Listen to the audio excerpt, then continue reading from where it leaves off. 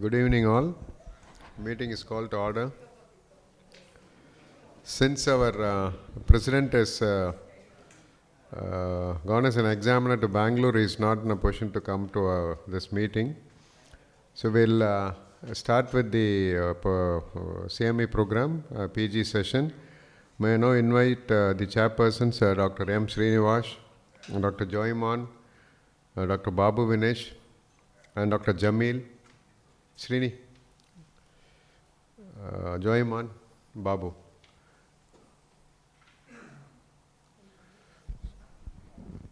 Now I request the chairpersons to take over and conduct the proceedings.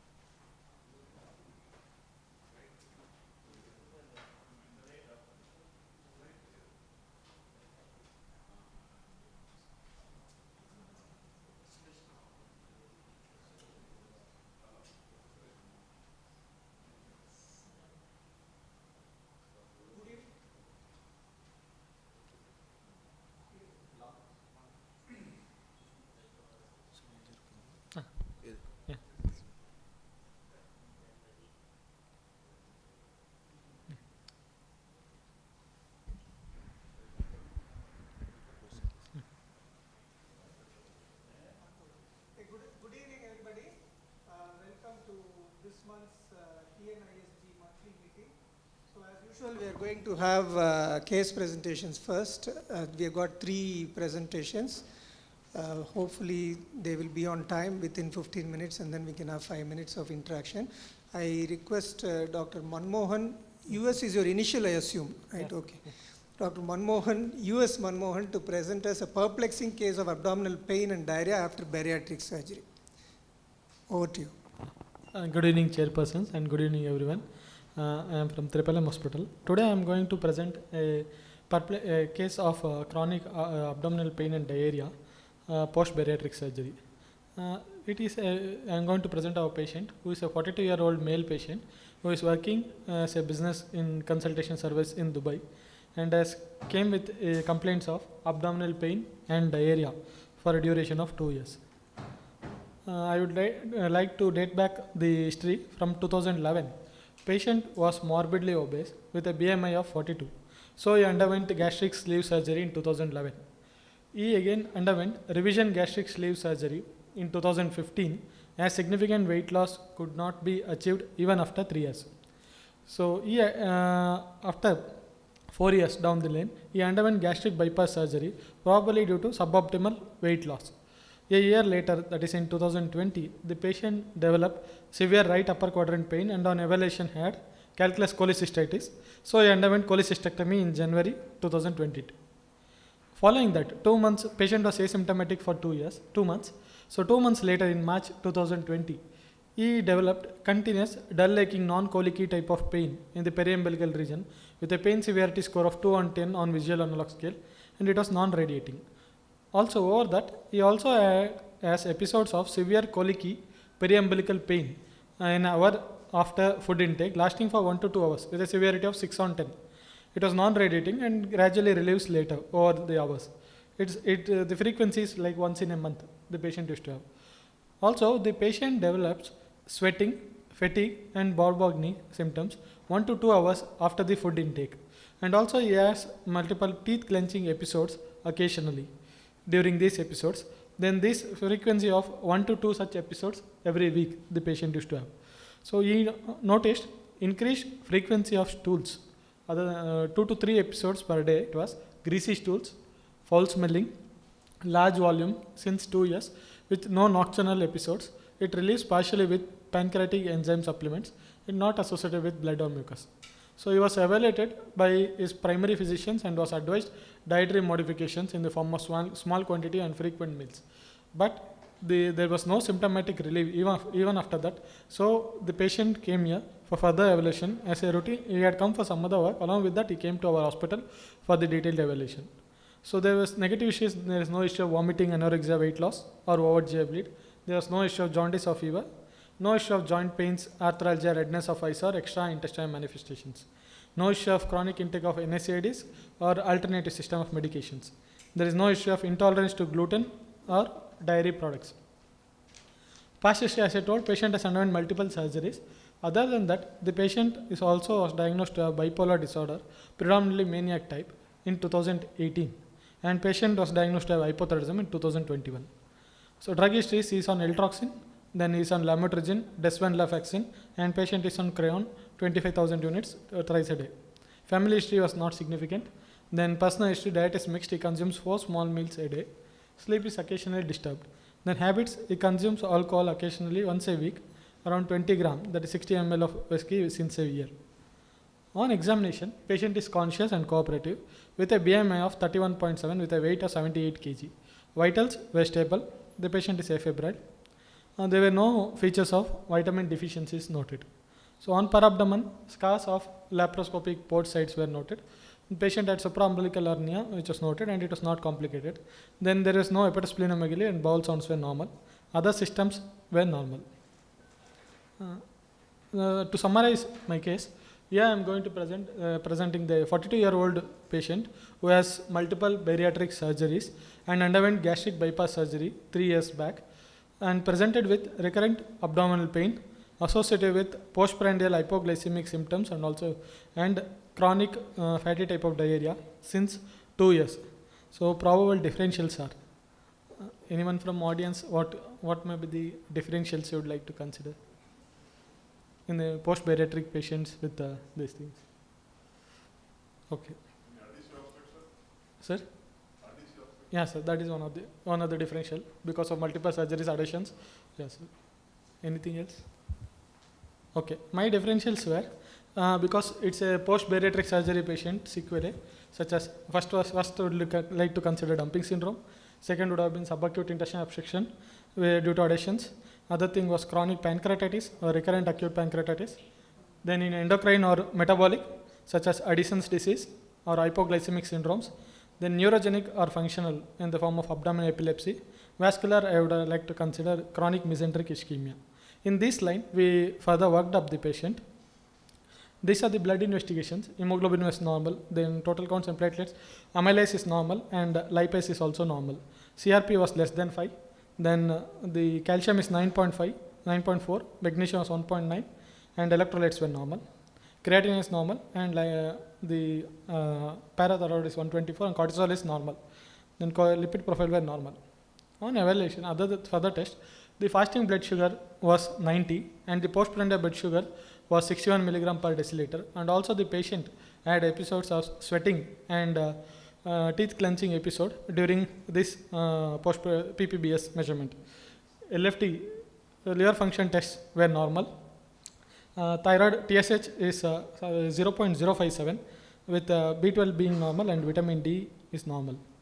So then we evaluated with upper GI endoscopy, which was remarkably uneventful. The stomach volume, the pouch was normal and other things were normal. It was laryngeal reflex. We took biopsies and it was non-specific, mild chronic focal, mild active inflammation. Then MR, actually patient had come with MR angiography, which had showed stomach was small volume with evidence of gastrojejunostomy.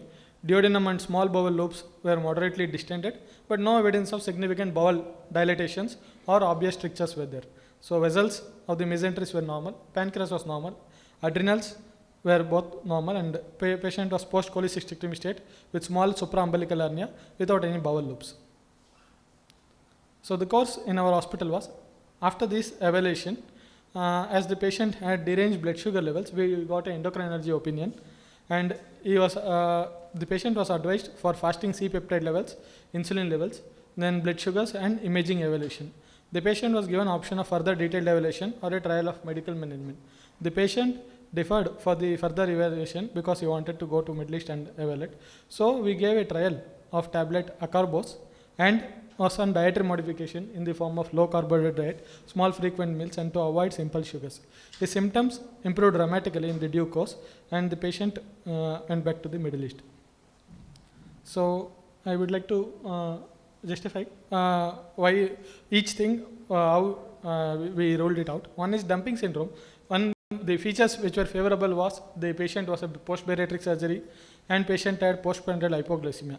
But one unfavorable features which are not going in favor is neuroglycopenic symptoms. That is, when the patient has hypoglycemia, along with that other features such as focal seizures, or if the patient has generalized seizures, unconsciousness, or behavioral changes, they go towards more severe type of hypoglycemia, that is neuroglycopenic symptoms, and failure of dietary modification generally, which will be effective in case of late dump. Mainly here it was late dumping syndrome we had considered. So other thing was subacute intestinal obstruction. In this, which favorable were abdominal pain and multiple laparoscopic surgeries, but patient didn't have any vomiting, and also imaging it would have picked up if it was adhesions related. So that was also negative. So chronic pancreatitis and recurrent acute pancreatitis we considered because of the pain and fatty diarrhea, but evaluation, imaging evaluation and amylase lipase were normal. So endocrine additions we had rolled out, cortisol was normal and imaging was normal with both the adrenals being normal. So the other we considered non-insulinoma pancreatigenous hypoglycemia syndrome. Features which were favoring is the patient had postprandial neuroglycopenic symptoms, and the pancreas there was no focal lesion, so insulinoma was rolled out, and also patient didn't have any fasting hypoglycemic features. So those were the features which were not favoring insulinoma. Then patient developed symptomatic relief with pharmacotherapy and also the dietary modifications. So neurogenic or functional, mainly the features which are favoring is chronic abdominal pain, but significant low postprandial sugars and were not favoring towards neurogenic causes. Vascular abdominal pain and post-operative, but imaging was uneventful and the veins and the vessels were normal, so which was less likely. So as a result, we considered endocrine cause such as non-insulinomic pancreatigenous hypoglycemia syndrome. Though it is rare, actually in the post-bariatric surgery patient, this is one of the differentials we should always keep in mind. I will be telling few things in detail. So how to evaluate, how to go for a patient when patient presents in post-bariatric thing. This is a useful flow chart. When the patient is symptomatic, point there. Okay, if the patient, when he has symptoms in the form of adrenergic, cholinergic, or neuroglycopenic features, then at those episode time, we should always check for the sugars during the symptoms. Then if it's less than 70 or more than 70, if it's more than 70 milligram per deciliter, then it's unlikely to be due to hypoglycemia, and we should consider other evaluation. When it's less than 70 milligram per deciliter, then hypoglycemia should be considered at the time of the symptoms in the form of if it's only hypoglycemic symptoms or even if there is neuroglycopenic symptoms. So documented if the sugars are less than 54 venous sample with relief of the symptoms with correction of the glucose, which fulfills the Whipple's triad. If it's present, then it's a hypoglycemic disorder. Then we have to assess the pattern and severity, then whether neuroglycopenic symptoms are there, and rule out other causes of hypoglycemia. If it's fasting or nocturnal hypoglycemia, and if it occurs within 6 months of bariatric surgery, we should see for other evaluations of hypoglycemic disorders. If the post-bariatric surgery in the form of mainly the bypass surgery, the Roux-en-Y bypass or gastric bypass surgery, then it's likely due to post-bariatric hypoglycemia syndrome. Two things can be done. We can evaluate it extensively for the first thing. Then initial treatment in the form of dietary modification and acarbose can be tried. So if incomplete response or frequent neuroglycopenia, then reassess the pattern, then consider further hormonal testing and additional medications. This flowchart is adapted from 2018 journal from the clinical endocrinology. So this is the evaluation. So what are just a slide about in post-bariatric, what are the main changes? So in first, why there is post-bariatric hypoglycemia? One thing is there is accelerated nutrient emptying to the stomach pouch, to the intestine, that is Roux-en-Y, leading to increased release of appearance of the glucose into the blood. That is in the first. Then the other things, it can be due to enteroinsulin axis activity and also increased secretions of actions of the GLP-1. Then other thing can be due to pancreas related. It can be postprandial hyperinsulinemia resulting from increased beta cell sensitivity with increased glucose, and there is increased photosystemic gradient for post-meal glucose, and also GLP-1 is potentially heterogeneous to beta cell mass. Then in the fourth, other mechanism can be due to non-insulin dependent factors in the form of reduced counter-regulatory hormone response in the form of glucagon. Then there can be increased glucose effectiveness in the form of non-insulin dependent glucose uptake, and gut mucosal adaptation in the form of increased, there is altered bile absorption and all, and there can be increased muscle, there will be alteration in the glucose metabolism in the muscle and increased uptake. So, how to differentiate? Generally, one of the most common differential when the patient comes with hypoglycemia is between insulinoma and NIPHS on evaluation. Because when the patient has these symptoms, both the NIPHS and insulinoma will have the biochemical features which are similar in the form of elevated plasma insulin, C-peptide, proinsulin, low plasma beta hydroxybutyrate, and negative sulfonylurea or maglitide screen. But one things which are differentiate is timing of the symptoms. In insulinoma, generally the patient will have fasting hypoglycemia, which is very unlikely in the form of NIPHS, and this is mainly postprandial, unlike in insulinoma. And results of various localization studies in the form of imaging, it can be transabdominal CT or MRI, which shows a focal lesion in the insulinoma, unlike NIPHS, which is a diffuse disease. I'll be telling in detail. This in gist of all the lab tests and how to consider. When it's exogenous insulin, thing is mainly when sugars, in all the conditions when there is hypoglycemia, how do we have to interpret the blood levels? If insulin is more than 3, and if both insulin is elevated and C-peptide is normal proinsulin, then it tells the insulin is from exogenous source. When glucose is normal and insulin, C-peptide and proinsulin all are elevated, it suggests either insulinoma, NIPHS or NIPHS. Then we will have to need further evaluation. Then if there is, both the things are similar to insulinoma, but there is a history of if the patient has circulating hypoglycemic agents or the patient is on oral medications, then it's due to probably oral hypoglycemic agents. If there are antibodies which are positive for insulin, it will be generally due to insulin autoimmune related, and it can be also related to insulin like growth factor related things. So even how to differentiate between insulinoma and in NIPHS, this is one of the diagnostic tests, though it's very cumbersome and difficult to do. In research purposes, majority things can be used. It's selective arterial calcium stimulation test. In this, actually, the selectively arteries which supply the pancreas are injected with calcium gluconate, which is a stimulator of the insulin secretion, and we will check the hepatic vein insulin. If it's increased by 2 to 3 times the upper limit of the normal with a single vessel calcium gluconate infusion, then it suggests it's a focal lesion. In NIPHS, generally, when we infuse calcium gluconate in all the 3 vessels, there will be elevated hepatic vein insulin levels, which suggests it's a diffuse disease, unlike in insulinoma, which is a focal disease. Then just a slide about dumping syndrome. Main thing I would like to tell is, in early dumping syndrome, it's... You can come up to your summary now. Okay. It's time. So mainly in early dumping syndrome, it's due to vascular, and late dumping due to glucose alteration.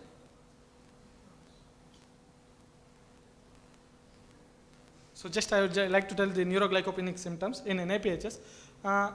Postprandial hypoglycemia is the clinical features in dumping and both NIPHS, but neuroglycopenic symptoms in the form of the patient being irritable, confusion, uncharacterized behavior, or patients having seizures or occasional transient focal neurological deficits, loss of conscious or visual disturbance, then definitely we'll have to consider neuroglycopenic symptoms, unlike hypoglycemia, which is a severe form of hypoglycemia.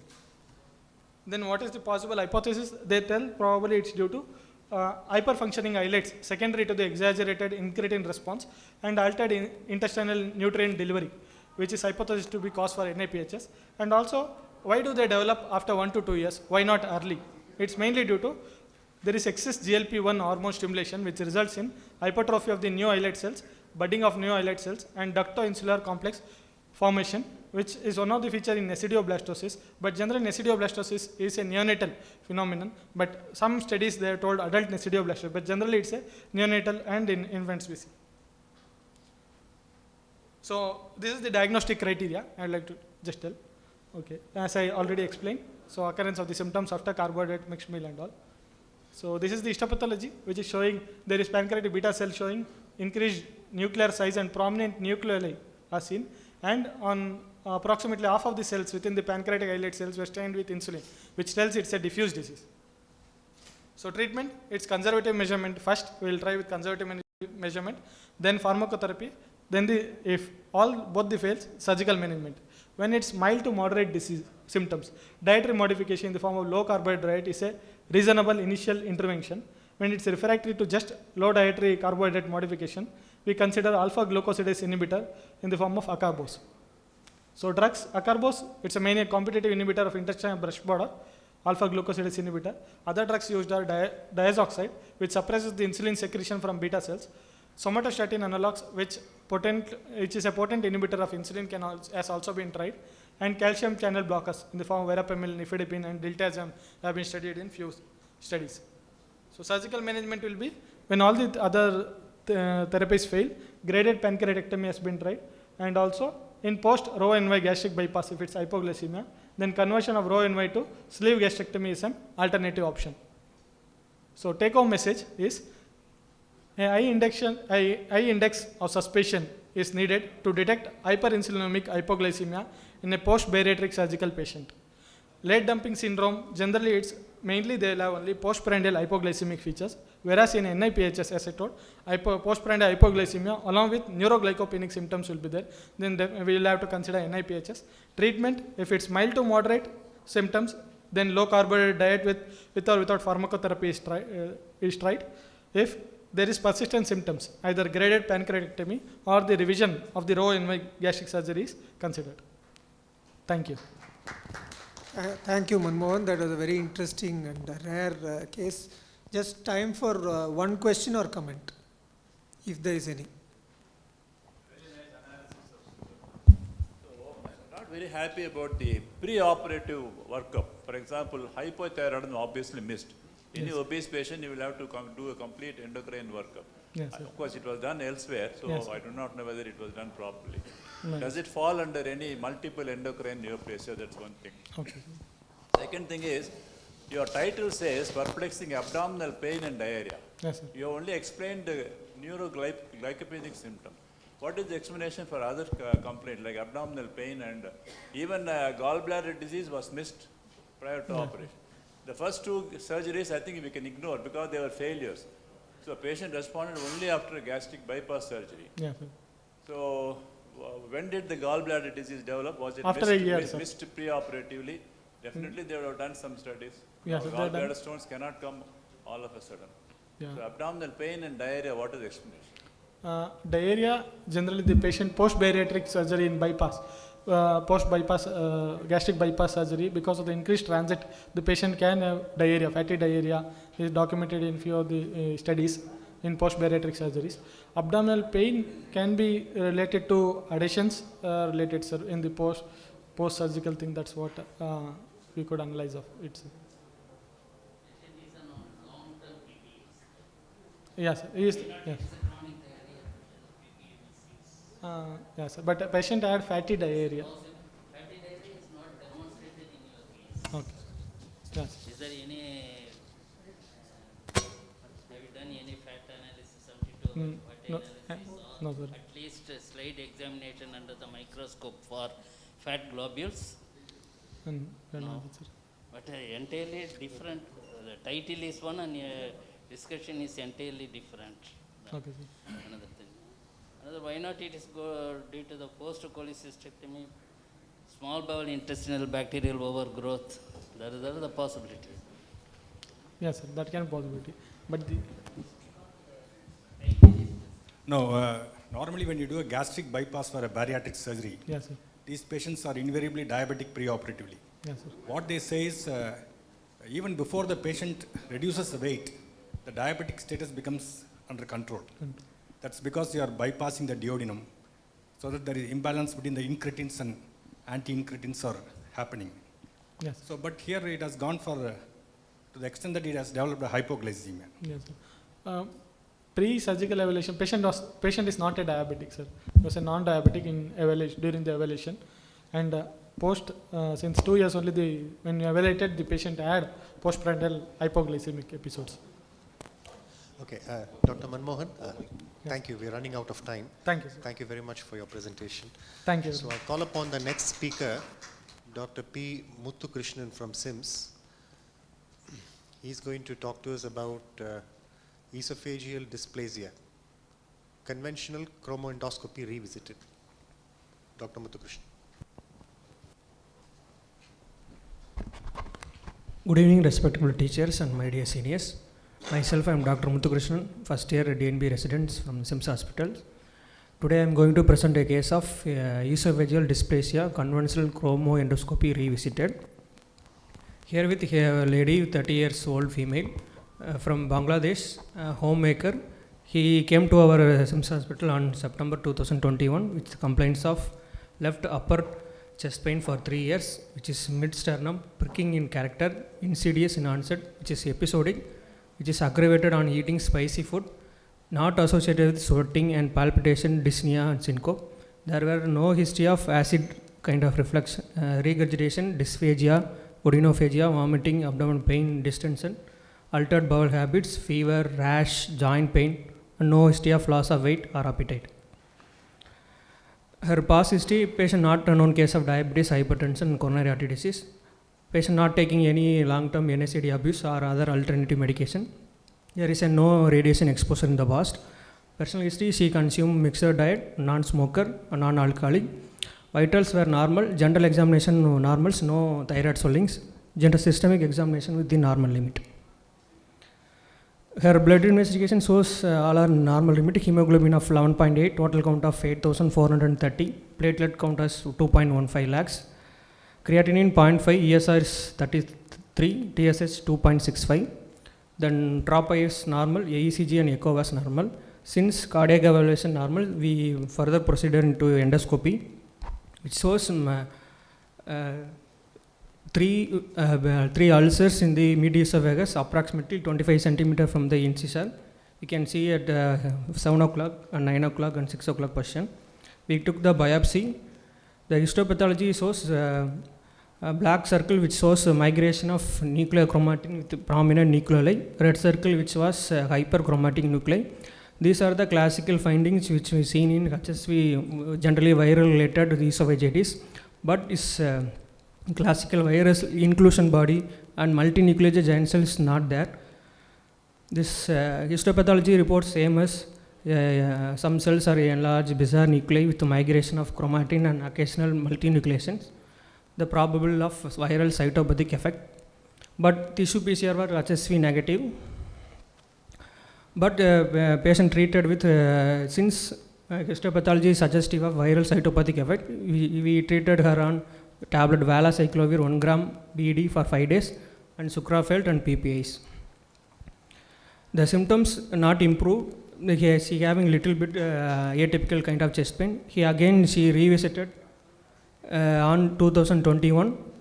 We did an endoscopy again. We gave little small ulcer in around 5 o'clock position. All other is be a normal.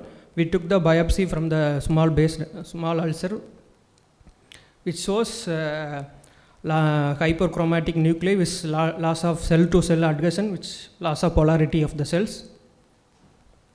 The histopathology report which shows nuclear enlargement including bizarre and few multinucleated forms with vesicular to hyperchromatic nuclei, some prominent eosinophilic nuclei and exhibiting mitotic activity which are diffuse in one fragment. These changes are confined to the only epithelium. Possibility of squamous cell dysplasia cannot be excluded. Since we insist for the admission and the second time, patient is not willing. She again present to us with similar complaints, only 40% atypical chest pains improve. Again we did an endoscopy which shows linear ulcer at the mid-esophagus approximately 30 centimeter from the incisor. We took the biopsy also from the ulcer. This is the same similar kind of loss of cell-to-cell adhesion and loss of polarity of the cells, again which shows dysplastic changes. We did the immunohistochemistry. We can see the P53 complete nuclear positivity, more than 80% of the cells, and overexpression of P16s in the epithelium. Again Ka60 also positive, more than 2/3 of the thickness. All these three is indicated of high grade dysplasia. His histopathology report was nuclear enlargement with few bizarre and multinucleates formed with vesicular nuclei, some prominent eosinophilic nuclei and exhibiting some mitotic activity. This appears to be diffuse in one segment with loss of polarity. Again, immunohistochemistry for positive for P16, 15, 3 and KR67 positive. He highly suggestive of high grade squamous cell dysplasia. These are changes confined to the only epithelium. Then we did a mapping chromoendoscopy for the mapping of dysplastic lesion and targeted biopsy. Generally, sensitivity of detecting dysplastic changes in chromoendoscopy is very high, approximately 95 to 100%. In chromoendoscopy, similar to the what we are doing in Vayavali, is leukocytin, 5% leukocytin spray along the esophagus. Normally, non-keratinized squamous epithelium which contains glycogen, which uptake the 5% leukocytins. The mucosa, normal mucosa turns onto the brown colors. If abnormal neoplastic mucosa or dysplastic mucosa, which won't uptake it, which turn to be a pink color. Here we can see the many of pink colors which enter between the normal brown color mucosa.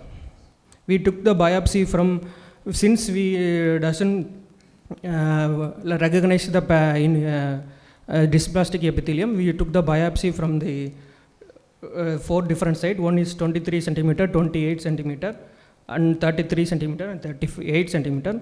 All other shows suggestive of high grade dysplasia only.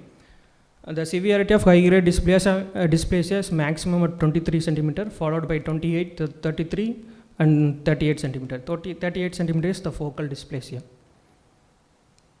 Here our patients, according to the TNM classification, patient is a high grade intraepithelial neoplasia, T1B, T1A, M1.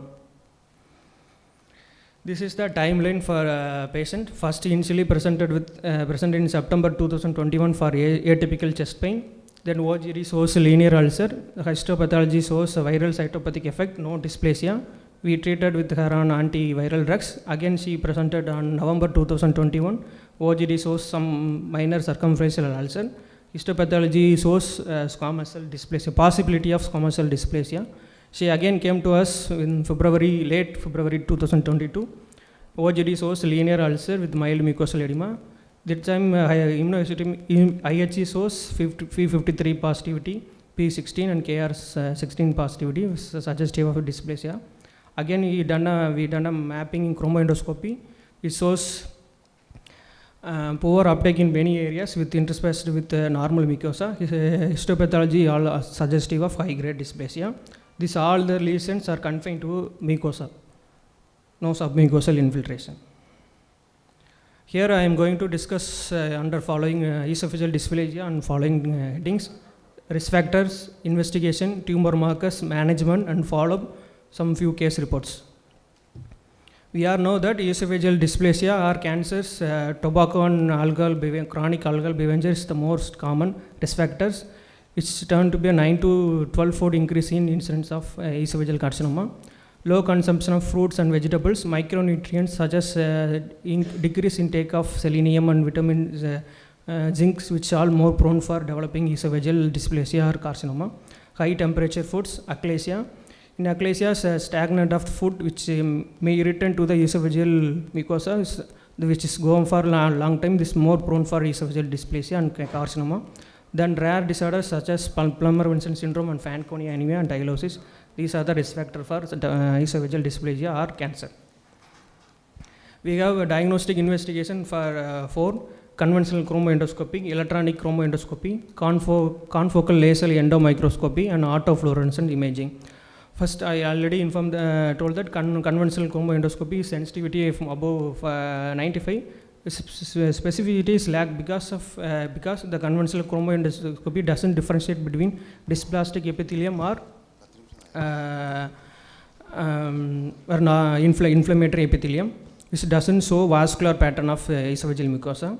We have electronic microscopic, which specificity is higher than the conventional endoscopy. But autofluorescence imaging and confocal laser endomicroscopy is since under evaluation. We have other tumor markers. We have a cytokeratin 19 fragments, squamous cell carcinoma antigen, tumor associated antigen P15-3, and microRNA based antigens, microRNA 373, 297, 1297, and 613. The P53 is done under histopathological specimen. All other are serum markers. There are NCC guidelines for endoscopic eradication therapy. This absence of lymph nodal metastasis, no lymphovascular invasion, well differentiated squamous cell carcinoma or T1A can be treated with full endoscopic resection. If lesion beyond T1B should be treated surgically. This is the endoscopic classification of esophageal lesion, the Paris classification. First is 1P is protruded pedunculated, 101S is protruded sessile, and 2A superficial elevated, 2B is flat, 2C is superficial shallow depressed, and 3 is excavated. That first 01P and 01 are mostly amenable to do a endoscopic mucosal resection. All other little bit difficult in practical aspect. In management, we have 6 type of endoscopic management. One is endoscopic mucosal resection, another is endoscopic submucosal dissection, radiofrequency ablation, organ plasma coagulation, photodynamic therapy, and cryotherapy. Certain indication for EMR is lesion is less than 15 mm. There is no lymphovascular invasion. The lesion should be nodular or non-ulcerative lesions. And ESD is more than the indication are if lesion is more than 15 mm, if subepithelial infiltration. But in ESD we can do a en bloc dissection, which was in a curative effect. Both EMR and ESD have similar kind of adverse effects such as bleeding, perforation, and stricture. But perforation more common with ESD. Then we have a radiofrequency ablation, organ plasma coagulation, photodynamic therapy, and cryotherapy, in which commonly we can use in radiofrequency ablation.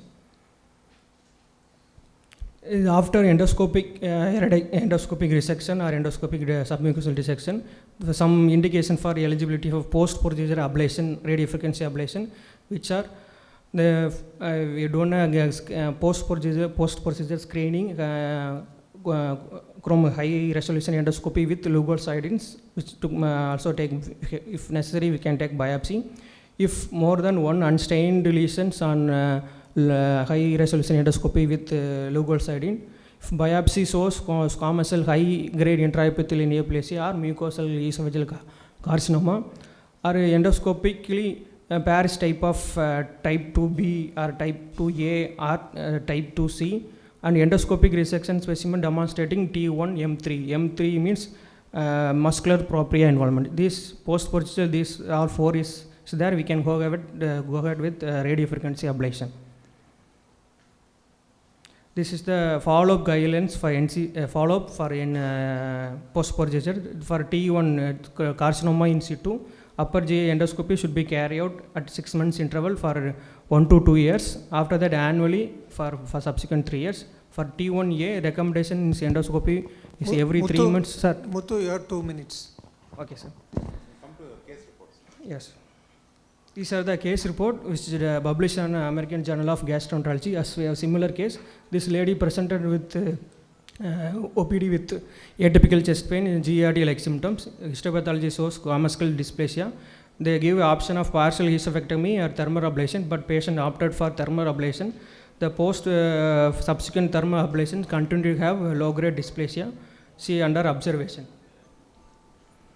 Then another case report is Netherlands, which is 66-year-old male with 3.5 centimeter of large flat esophageal carcinoma.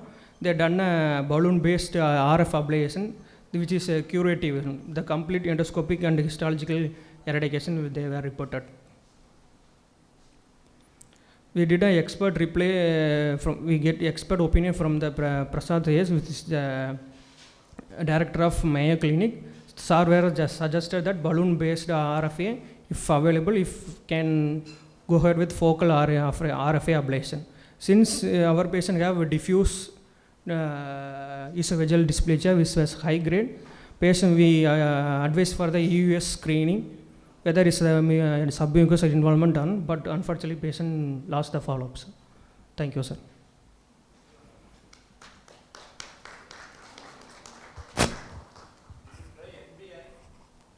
No, sir. Yes. This is a fairly extensive lesion, almost entire Yes, sir. esophagus. Will ablative therapies help in this patient? Where all are going to do ablative? Yes, sir. Sir, actually, this was a reply by Dr. Ramakrishna actually asked Dr. Prasad in Mayo, sir. His reply was to do a balloon RFA. But we discussed this case in the tumor board. Since it is T1A and we do not have radiofrequency ablation, the two choices were given: directly go for esophagectomy or go for photodynamic therapy at Tata Mumbai. We gave both the options to the patient, but the patient wanted to only follow up. So at present the patient is only on PPI, and whenever she comes only we will know what is the exact status. Actually this case was presented because such a diffuse T1A lesion and we have not done anything. Just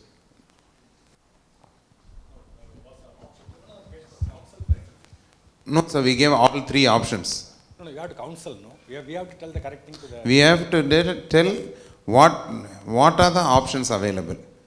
No, we cannot dictate the terms to them, no? But still... T1A lesion, you can, if she has money, she can go even to states and do a balloon ablation, no, sir? So we gave all three options to them. They were not for esophagectomy for sure. Okay. One ablation or photodynamic therapy. What was the symptom presentation? Sir, chest pain, sir. Is it still there? What have we done for it? So we give PPI, sir. Is it working? Not working, sir. So what are you doing for the pain? Because the reason I'm asking is so many patients come to all our OPs with chest pain. We give a Cicrofil. Is it working? So the question I'm trying to ask you is, yes, this is something you found. Yes. It's very interesting. So many, I think in this room there are several lakhs of endoscopies being done. Probably this is one in that several lakhs. The patient came to you with pain. Yes, sir. So if you've done something to make her pain go away, she would be more receptive to whatever you're telling her. Yes, sir.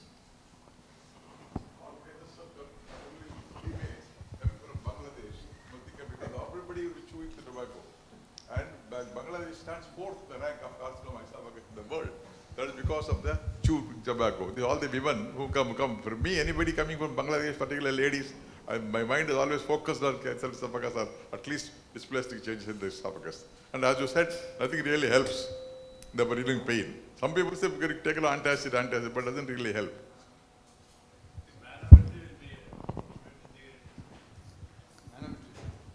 I don't think that will help in this situation. Probably you have to address the esophageal hypersensitivity. You have to go down that pathway, thinking about the... Yes, sir, sorry. We gave her Dozolpin. Yes, sir, SRS and RS. And even sometimes, things like theophylline may help or Buspidac. Okay, sir. Thank you, sir.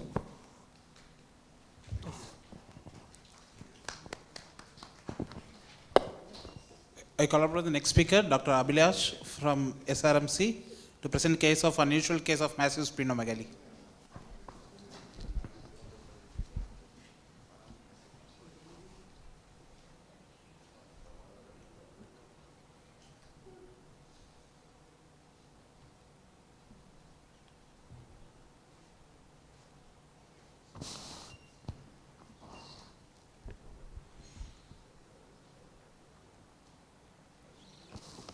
Good evening to all. Today we would like to share a case of an unusual case of massive splenomegaly which we encountered a couple of years back. This patient was referred to us by our hematologist. She was a 37-year-old lady hailing from West Bengal.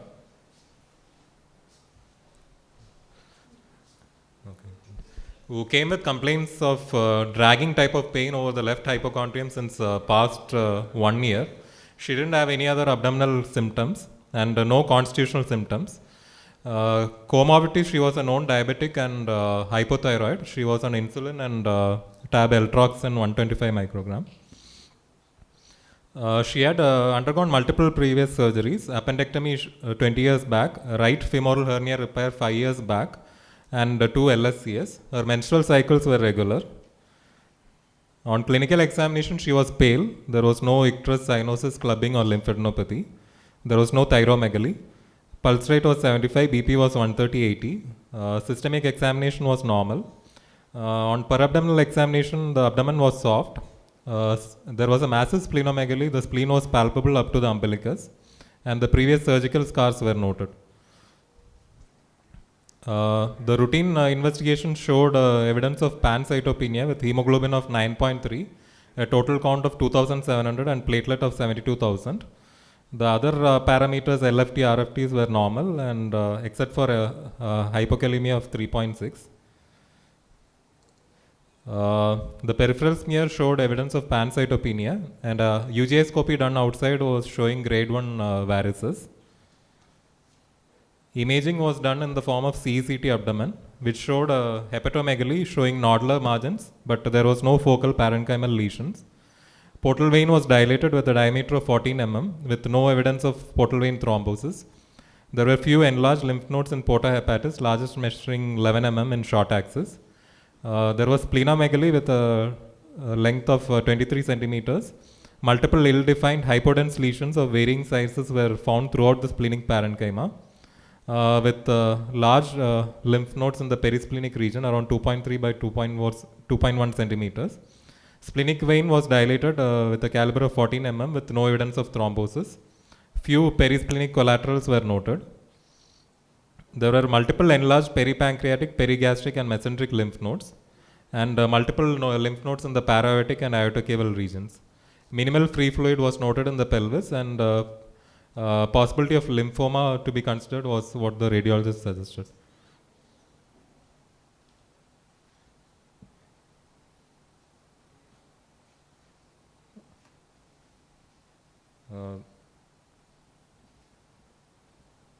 Coming to the CECT, it showed evidence of splenomegaly. Multiple hypodense areas were seen, and huge perisplenic lymph nodes were seen. This is one of the larger lymph nodes in the perisplenic region, around 3 centimeters in size. This is the axial image where the dilated splenic vein is seen. This image shows the dilated splenic vein, the SMB joining, and the dilated portal vein.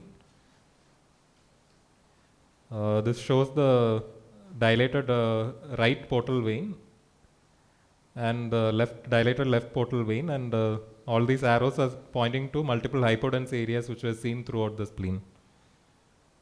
So the hematologist referred to us for a diagnostic splenectomy. The clinical diagnosis was that of a lymphoma. So we went ahead with an open splenectomy. Intraoperatively, we found a massive splenomegaly with surface nodules throughout the spleen. The liver was surface was showing micronodular, with for which a wedge biopsy was done. Multiple enlarged lymph nodes around 3 centimeter in splenic hilum. There was no ascites and no evidence of portal hypertension. This is the image of the specimen showing massive splenomegaly with multiple nodules we can see throughout the spleen. And these were the large perisplenic lymph nodes we had taken. With this clinical picture and the imaging and all the operative findings, I welcome the audience to take any guesses. No history of fevers. You have to think of two things. Yes. Chronic malaria, Yes. and tuberculosis. Yes. So Oh. even lymphoma, you will have to present it with fever. Yes, there was no fever. Yes. You must think of these three conditions at the top. October is a regular surprise. Yes. You get a surprise at any time. Actually, the clinical picture is more like an NCI-PH, no? Except the nodes are there. You mean to say none of the nodes were accessible for biopsy?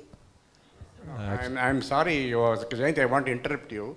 Wedge biopsy will be of no use in non-cirrhotic portal fibrosis. You must do a core biopsy.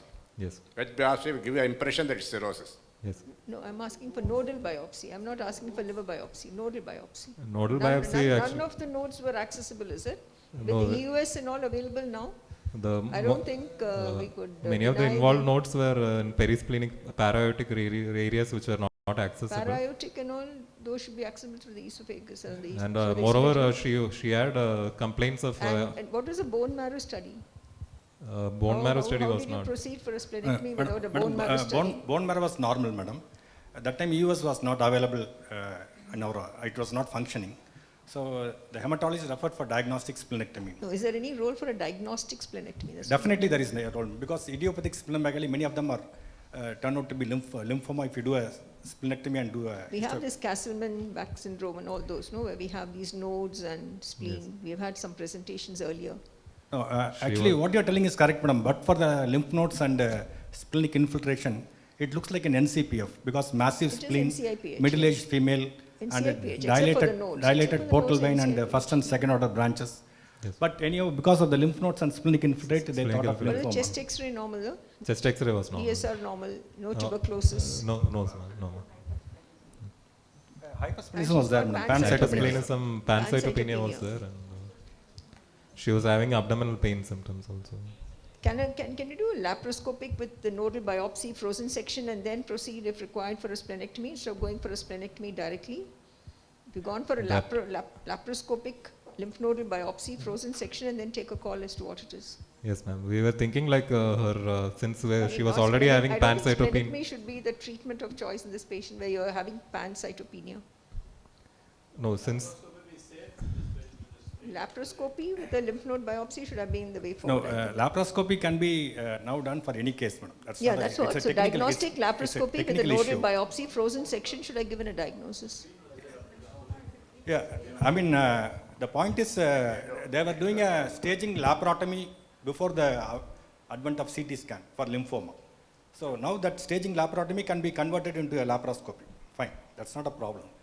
But this particular patient, there was a strong suspicion of lymphoma, and we want this FNAC and core biopsy may not characterize it correctly. We need a full lymph node biopsy. And this lymph node was sitting exactly in the hilum. So we thought we can, and the patient was having pain, symptomatic splenomegaly, massive spleen. So we thought everything put together, we'll do a splenectomy. Anyway, you'll know what is the histology surprise. Your diagnosis was tuberculosis and what is it, sir? Kala azar.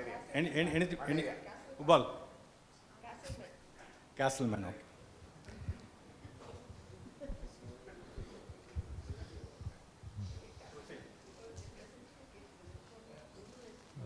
this is the gross specimen again of the spleen showing multiple nodularity. This is the hyper view of the spleen showing multiple granulomas which are confluent. And granuloma, there was also Schaumann body was seen. You can see the calcified inclusion body within the giant cell. And this is the hyper view of the granuloma showing multiple macrophages and everything from the spleen. This is again the hyper view of the Schaumann body.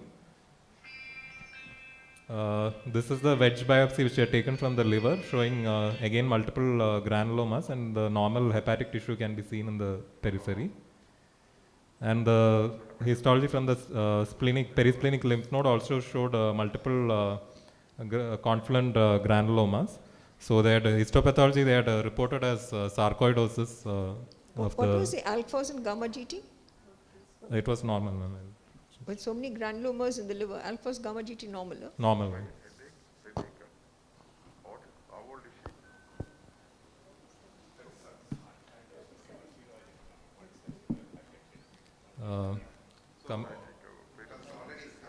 Yes. Okay. Okay. Okay. I just.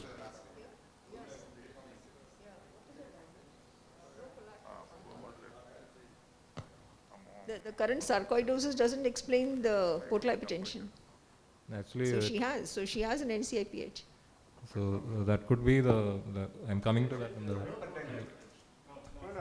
No, sir. Actually, probably what he was trying to tell is there is no collaterals. But there is evidence of portal hypertension in the form of splenomegaly. CT showed collaterals. Dilated portal vein, 14 millimeters. CT showed collaterals. CT shows? CT scan. It showed collaterals. Hilar collaterals. Yeah, minimal collaterals, madam. Portal hypertension was there.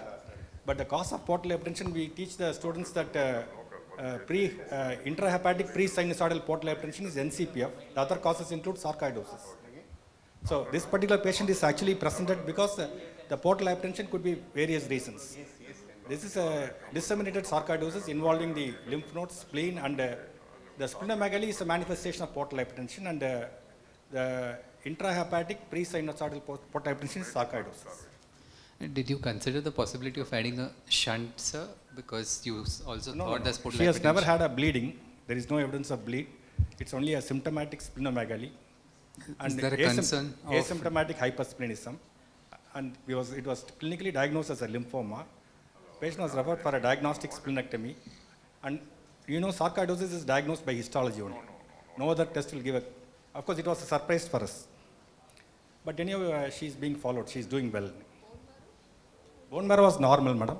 What are you doing for this patient? What treatment are you giving? Steroids? Nothing, sir. Because she's basically asymptomatic for sarcoidosis. She's being followed up. What about lung involvement? No lung involvement. That's a little atypical. I mean, we could have presented the discussion, but usually lung is involved. But this particular patient, it has involved the abdominal organs. She's kept on follow-up. Yeah. Liver is showing sarcoidosis. Yes, madam.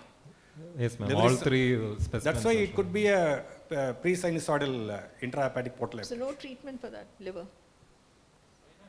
Liver is showing Now, sarcoidosis. what do you want to treat, madam? Steroids? Yeah, that's a treatment, and then we give an azo, and patients because the are patient on was follow-up. referred back to the physician. I don't know what she came for follow-up after 6 months. Exactly, that's the problem, no? Because liver is still showing the pathology. She's going to continue to have the portal hypertension. No, I just want to know whether any of you have experience of such case. Sarcoidosis, because sarcoidosis presenting as a portal hypertension is extremely rare. There are only case reports. But we teach students that it is one of the cause of pre-sinusoidal intrahepatic portal hypertension. Apart from NCPF, and of course you don't agree with NCPF, diagnosis of NCPF. That's a difference. And,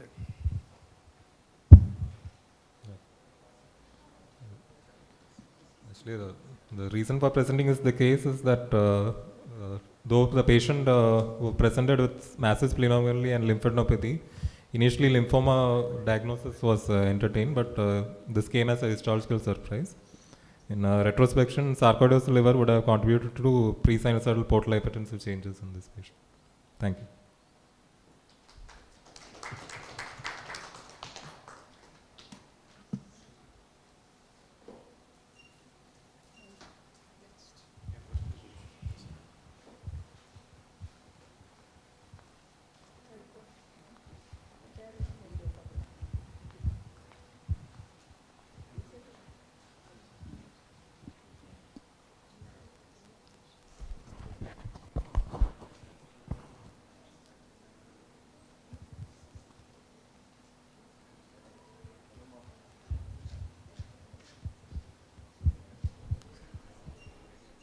Good evening, and there is a nice presentation of all three cases, and thanks for all the chairpersons for the nice interaction. We are going to the Secretary's report, and to all the pages, the ISG Jaipur abstract deadline was extended up to August 31st. Since we have a large number of pages in Tamil Nadu, I request maximum presentation from our state. Please send your posters for a plenary session, young investigator session, presidential poster, and free posters. Because usually we lack in a plenary session, I request to participate in all the sessions. So TNG CRC study, this month we are going to complete. It's a 1-year study, and I request all the centers to recruit maximum numbers. And please send your data to 1st to 50th September to Dr. A.B. We plan to have our preliminary results at the midterm mid at Vellore. Our upcoming projects will be an APLEX study, hepatoma, alcohol liver disease. I think Shanti Vijayaraman is here. You want to talk about the alcoholic study, something now, or? Anyway, that is proposed by Dr. Santi Vijayaraman. We are planned to do some kind of, this is not a basically analysis of alcohol consumption across Tamil Nadu. We have certain guidelines which will be co-investigated by Dr. Prem Kumar and LBK. They will come to final conclusion and how to go about this. This basically alcohol consumption across Tamil Nadu. So we have a questionnaire and which will be probably goes through some kind of a Rotaract or social workers group, and it will go across Tamil Nadu and study that, the effect of alcohol.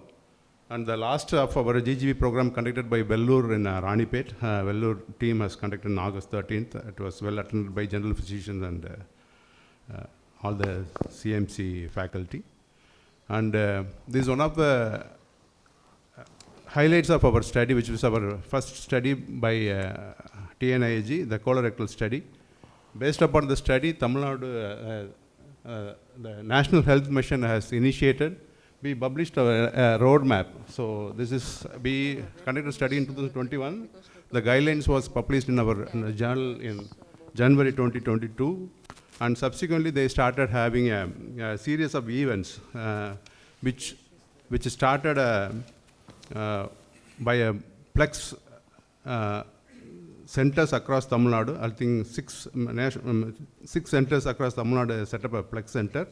And under the Dr. Eapen, they have trained a lot of medical officers to how to go about the red color poisoning and how to support without a transplant. Basically, our aim is to salvage the patients who are not affordable or not affordable for a transplant. The basic aim of this guidelines itself is to prevent rodenticide-induced death.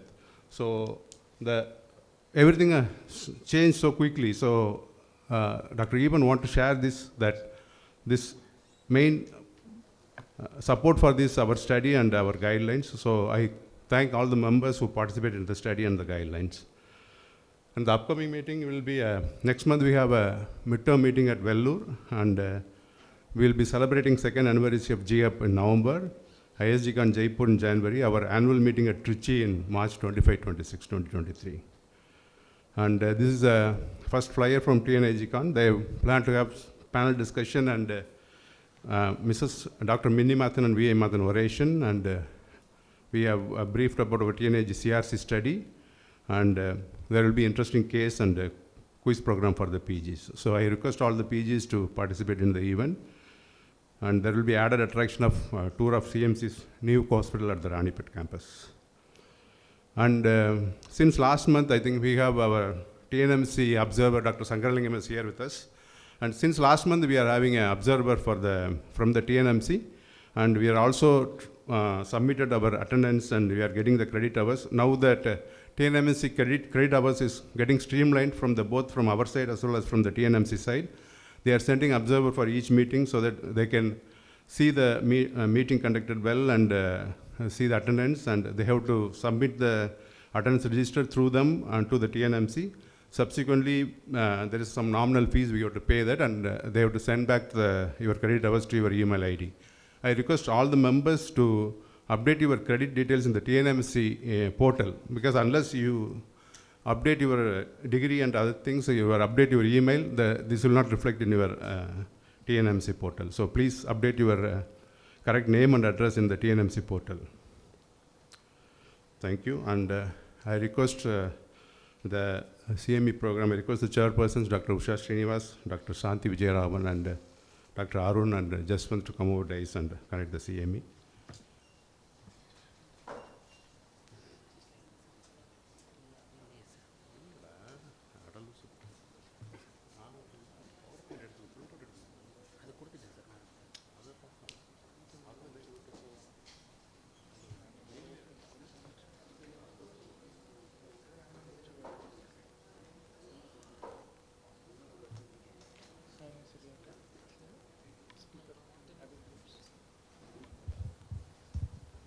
Good evening.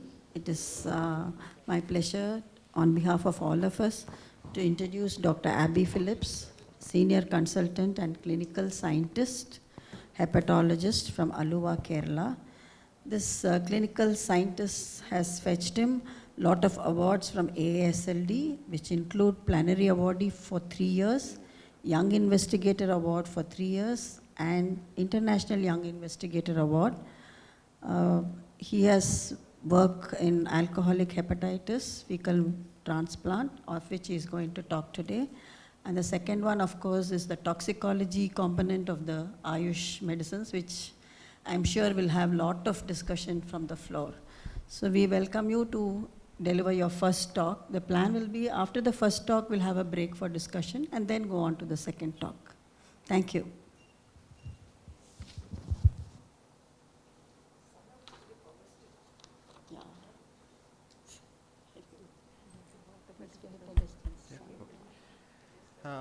First of all, thank you to the TN ISD for inviting me to deliver this talk.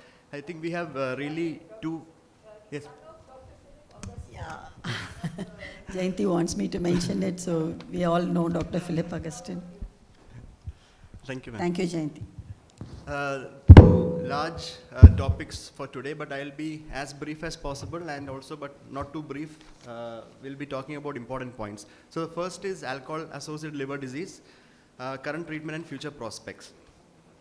I think everybody knows this particular diagram where we know that once a patient starts drinking alcohol, the stages that the natural history of the disease that the person progresses to until development of cirrhosis. So in this natural history, we'll be mostly talking about alcoholic hepatitis, which is now currently known as alcohol-associated hepatitis because we don't want to stigmatize the patient. So it's not alcoholic anymore, it is alcohol-associated hepatitis. And we'll be talking about management specifically from alcohol-associated hepatitis point of view. So before we start, I think everybody should know about their alcohol. So this is a standard diagram where we should understand that a standard drink means 14 grams of pure alcohol in the United States or 10 to 12 grams of pure alcohol in the Europe. Each standard drink depends on the amount of alcohol that the person consumes, and depending on the amount of alcohol and the duration, we define alcohol use disorder. So if a patient comes to you with alcohol liver disease, the first and foremost aspect is for you to see if the patient has actual alcohol use disorder and there is significant alcohol consumption. So for that we use this particular format which is known as an audit score. So we have a small audit C score where there are 3 points and you ask the patient the 3 questions, and depending on the score on the 3 questions, you decide whether the patient requires further pro forma completion. For example, if the score is more than 5, that means the person has high risk behavior and you should complete the 10-pointer audit score to confirm that if there is possible dependence or if there is no dependence. So audit C score is very easy to use and it can be used in the OPD or at the bedside. There is also CAGE questionnaire, but overall globally this is the one that is fully validated and currently recommended for use. Now how do you assess recent alcohol? So you'll have persons coming in and saying, I've been drinking alcohol, but I've not had alcohol for last 3 years, but he has jaundice. And you strongly feel that he is consuming alcohol, and even the family members are not too sure if he is actually abstinent or not. So in that case, we have some tools currently to assess recent alcohol use. So there are 3 major markers. One is the PEth, second is the ethyl glucuronide, and the last one is carboxy deficient transferrin. So PEth is currently the most validated and used in the United States and the Europe, which is basically phosphatidylethanol, and it is highly sensitive. If you look at PEth specifically, you can specifically identify if the patient is completely abstinent or if he's had excessive alcohol use within the last 3 days. It is that sensitive. So if the patient's PEth levels in the blood is less than 10, then that means he's abstinent. But if his PEth levels in the blood is more than 500, that means he's been recently consuming a lot of alcohol, mostly related to binging. And you can also make out if the person is actually a social drinker or not, looking at the PEth level of 150 to 270. Now, I'm not sure if this is available everywhere. The second one is ethyl glucuronide in the hair. It has a large detection window period. That is, you can actually look at alcohol use within the last 3 months. And the last one is carboxy deficient transferrin, which is currently not fully recommended or used, but it has a very good detection rate for heavy drinking, that is in binge drinkers. Now, there is something other than this which is known as the rule of three, which is, I think, what we can use in our routine practice. I mean, I think most of the universities and institutes will have alcohol detection facilities in their departments. Rule of three states that you can actually look at direct alcohol levels either in the nail and hair, blood, or urine. So if you want to detect alcohol use within 3 months, it is nail and hair. If it is within 3 weeks, it is blood. And if it is within 3 days of alcohol use, it is the urine. So in this way, you can actually say that if somebody has been consuming alcohol recently or in the remote past. This is another conundrum that we all face. So you have an obese patient with diabetes and hypertension. And he says that he consumes alcohol occasionally. Maybe 1 or 2 drinks per week. But you are not too sure because he may be lying. All patients lie. But especially when it comes to alcohol history.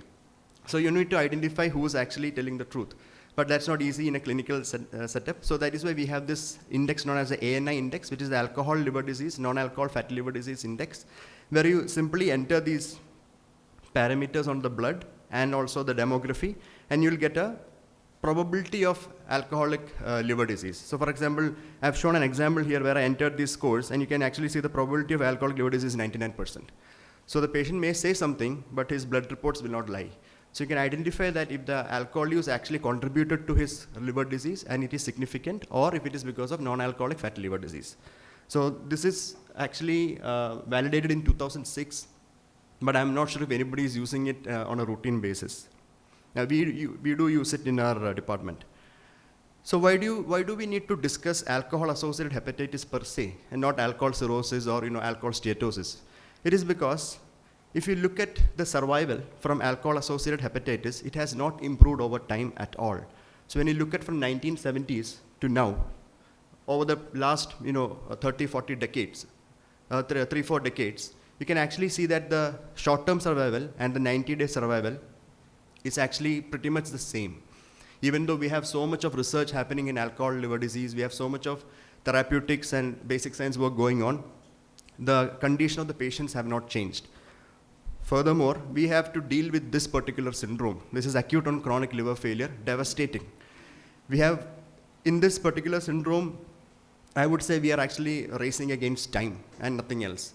Especially in ACLF grades 2 and 3, where you can actually have a mortality at 6 months of 79 to almost 98%, which is quite high. If you look at any other etiologies, you will not see such high mortality. And that this is specific to alcohol-associated hepatitis-related ACLF.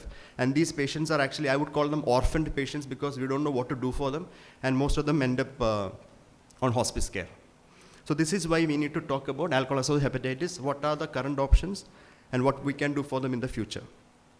So first is, how do you diagnose alcohol hepatitis? So number one is to follow the NIAAA consortium criteria.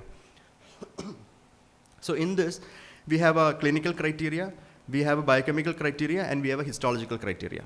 So clinical criteria is pretty straightforward. Heavy alcohol use, that is more than 2 drinks in females or more than 3 drinks in males for over more than 5 years, and active alcohol use until the last 2 months prior to presentation, and recent worsening, that is in the form of jaundice or plus or minus ascites, and biochemical criteria which shows that patient has jaundice, but AST and ALT are more than 50, but less than 500, and the AST to ALT ratio is more than 1.5:1.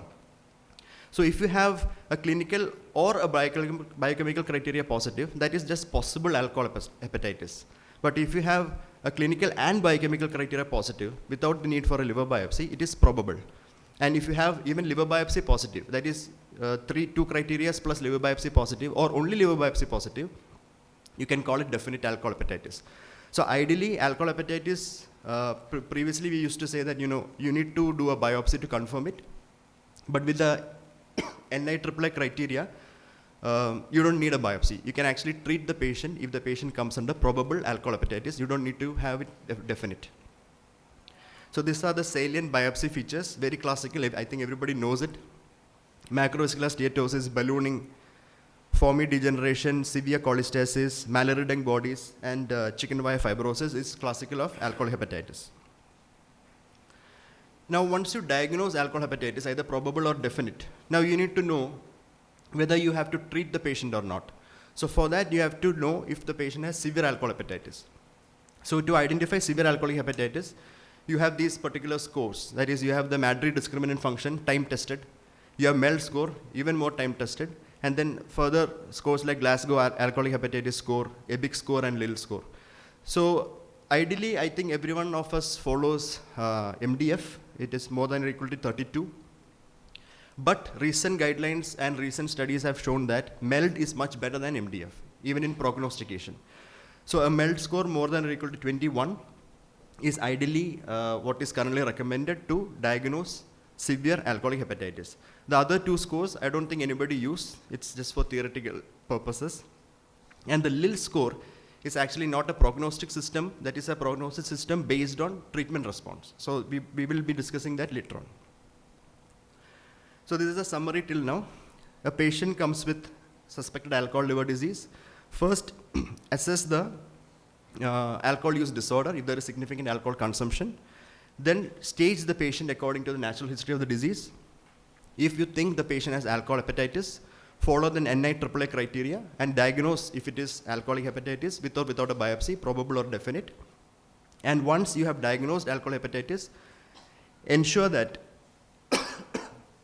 the patient has either severe alcohol hepatitis which requires treatment or only mild alcohol hepatitis which requires supportive care and abstinence.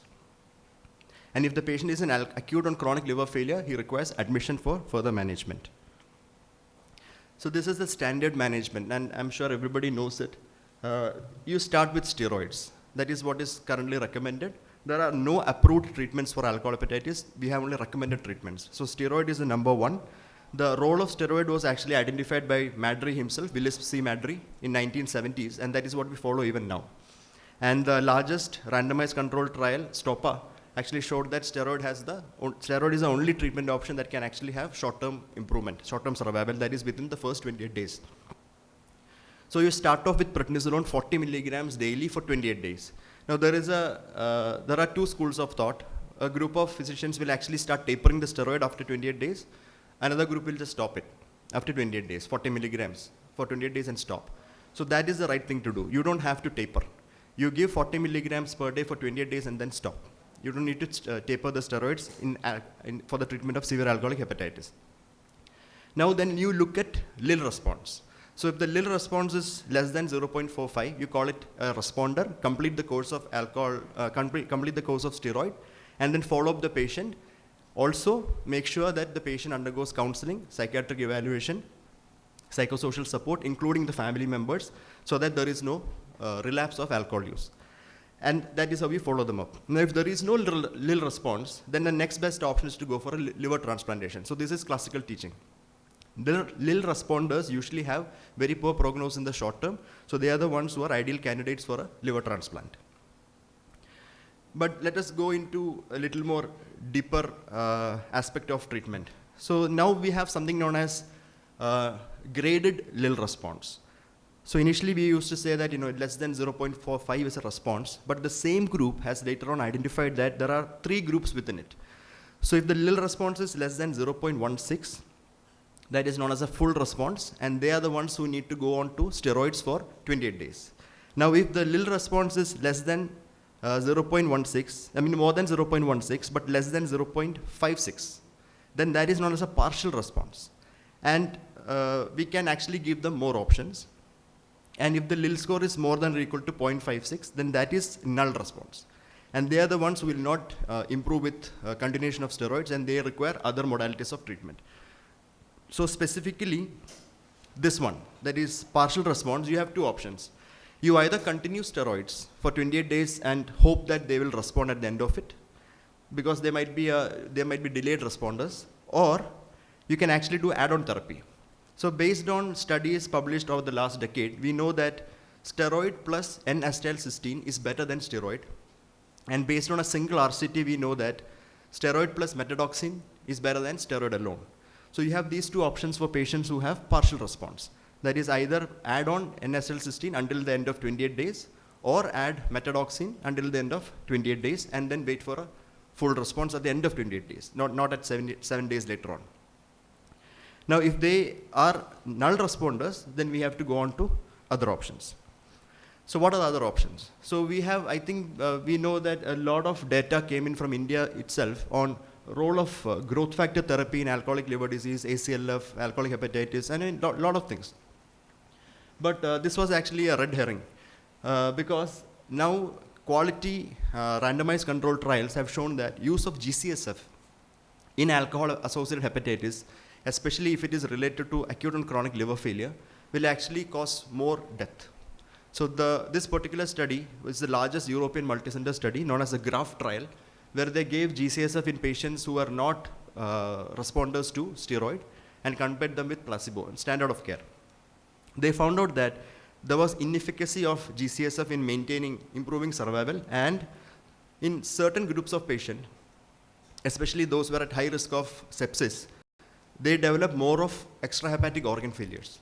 So currently GCSF is not recommended as a treatment or as a salvage therapy in non-responders.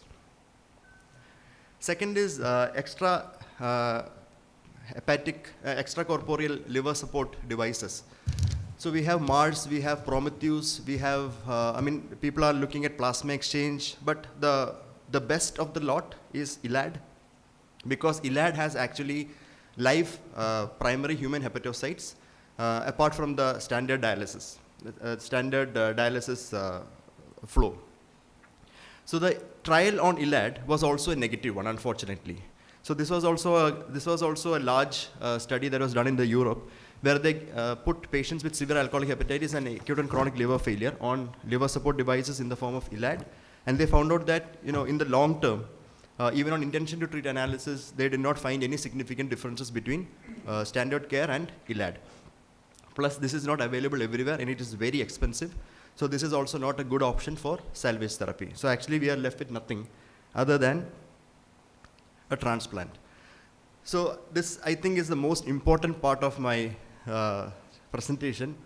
Please understand what is useful and what is not in treating a patient with alcohol liver disease.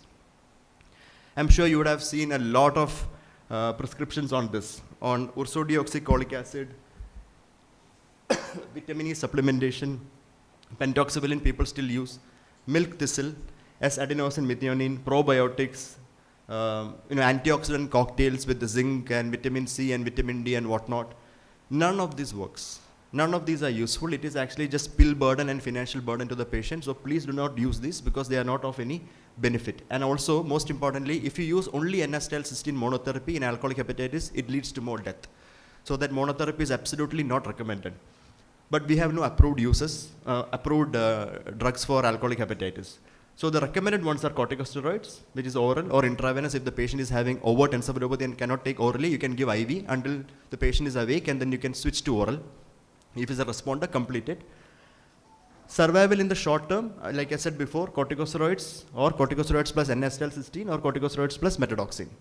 Now, long-term benefit is what we are going to discuss in the next few slides. So number one is liver transplantation, and long-term benefit experimental is fecal microbiota transplantation, which is commonly called as a stool transplant. So surgical management is, first is liver transplantation. If you ask me, which is actually the only treatment that can confer long-term benefit for a patient of severe alcoholic hepatitis, I would say transplant. The issue with transplantation is that we have had a lot of data initially saying that patients cannot be immediately transplanted because they are not mentally stable enough to actually go for a transplant, and they have a very high relapse rate. So wait for 6 months until they get stabilized from an alcohol use disorder point of view, and then transplant. But we don't have time up till 6 months because these patients have only very short-term survival. So waiting for 6 months is actually not practical. But transplanting them much early on is also possibly not practical because they have very high relapse rates. But that is not what the current data says. Everything has changed in the last 5 years. So this paper in 2018 showed that if you do early transplants in severe alcoholic hepatitis patient not responding to standard of care, the survival at 1 year was 94%. At 3 years was 84%, which is actually one of the best if you look at any of the treatment options in alcoholic hepatitis.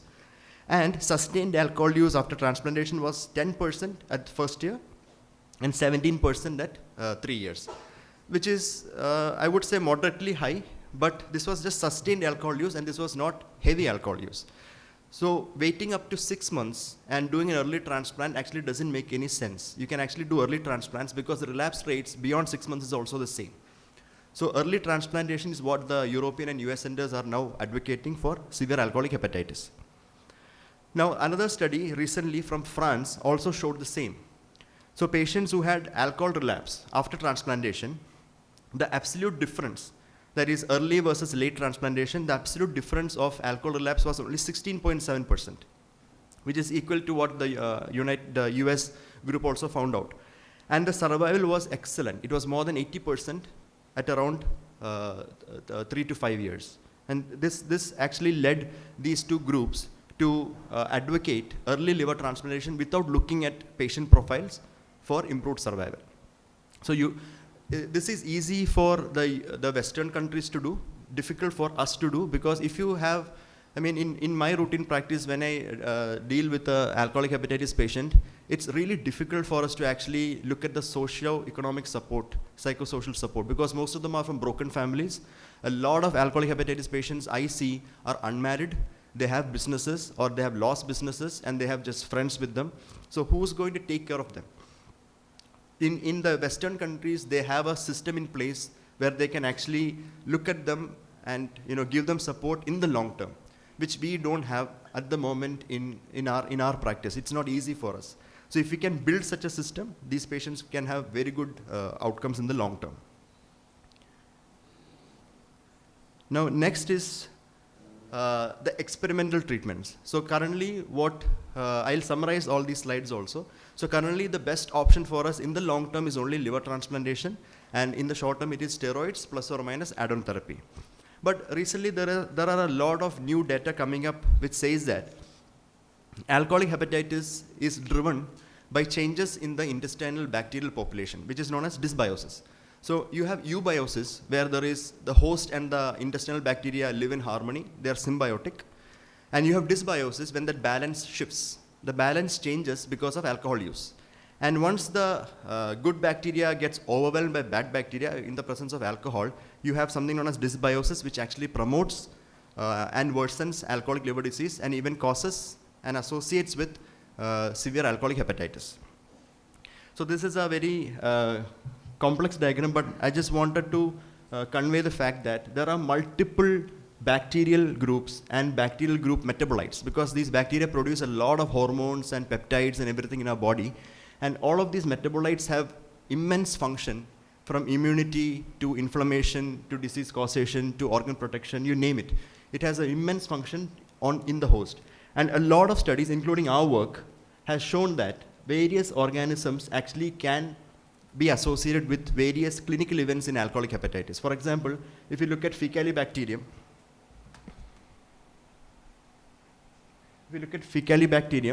the reduction in Faecalibacterium actually increases the intestinal permeability. That is what we know as the leaky gut, and then patients can have systemic inflammation.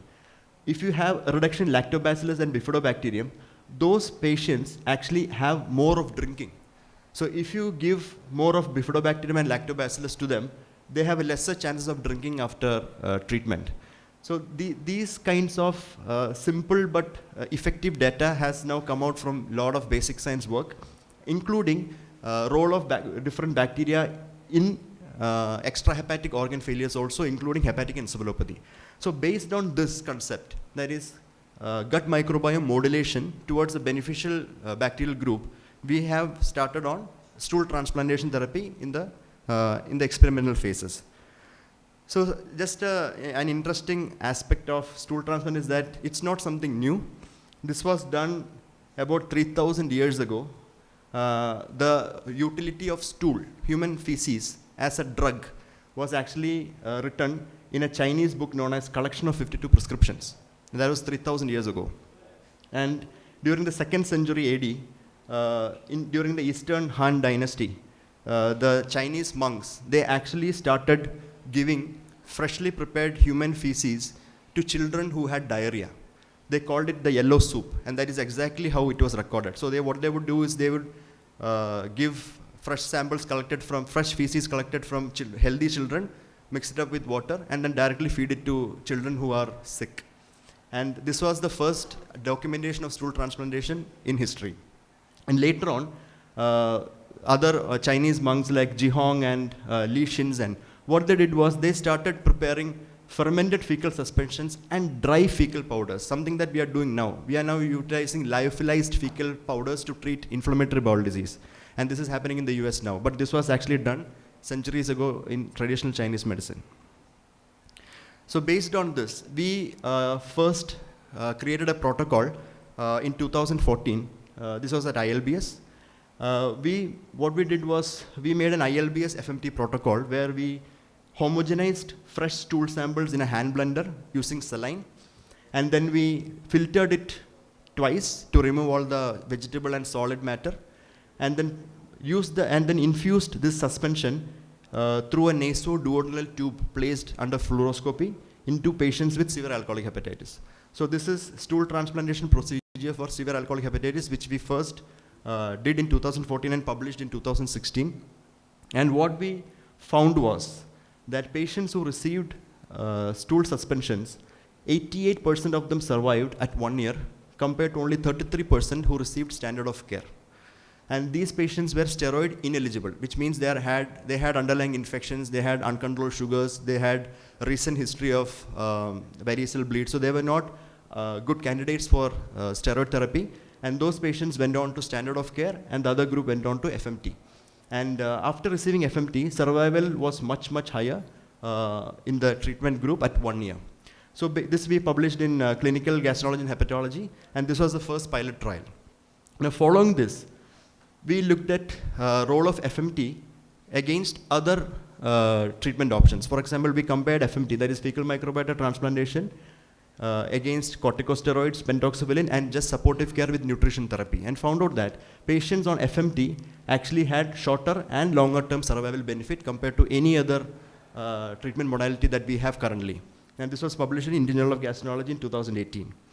Very interestingly, what we also found out was that in patients who received FMT, we can actually see that, I mean, it's maybe not so clear from there, but we actually saw that the pathogenic groups of organisms like Klebsiella, Proteus mirabilis, E. coli, they were all actually changing from the bad groups to the good groups after FMT at the end of 3 months and at the end of 30 days and 3 months. So there is clinical improvement along with changes in the microbiota, which was very, very beautifully represented in the study, demonstrated in the study.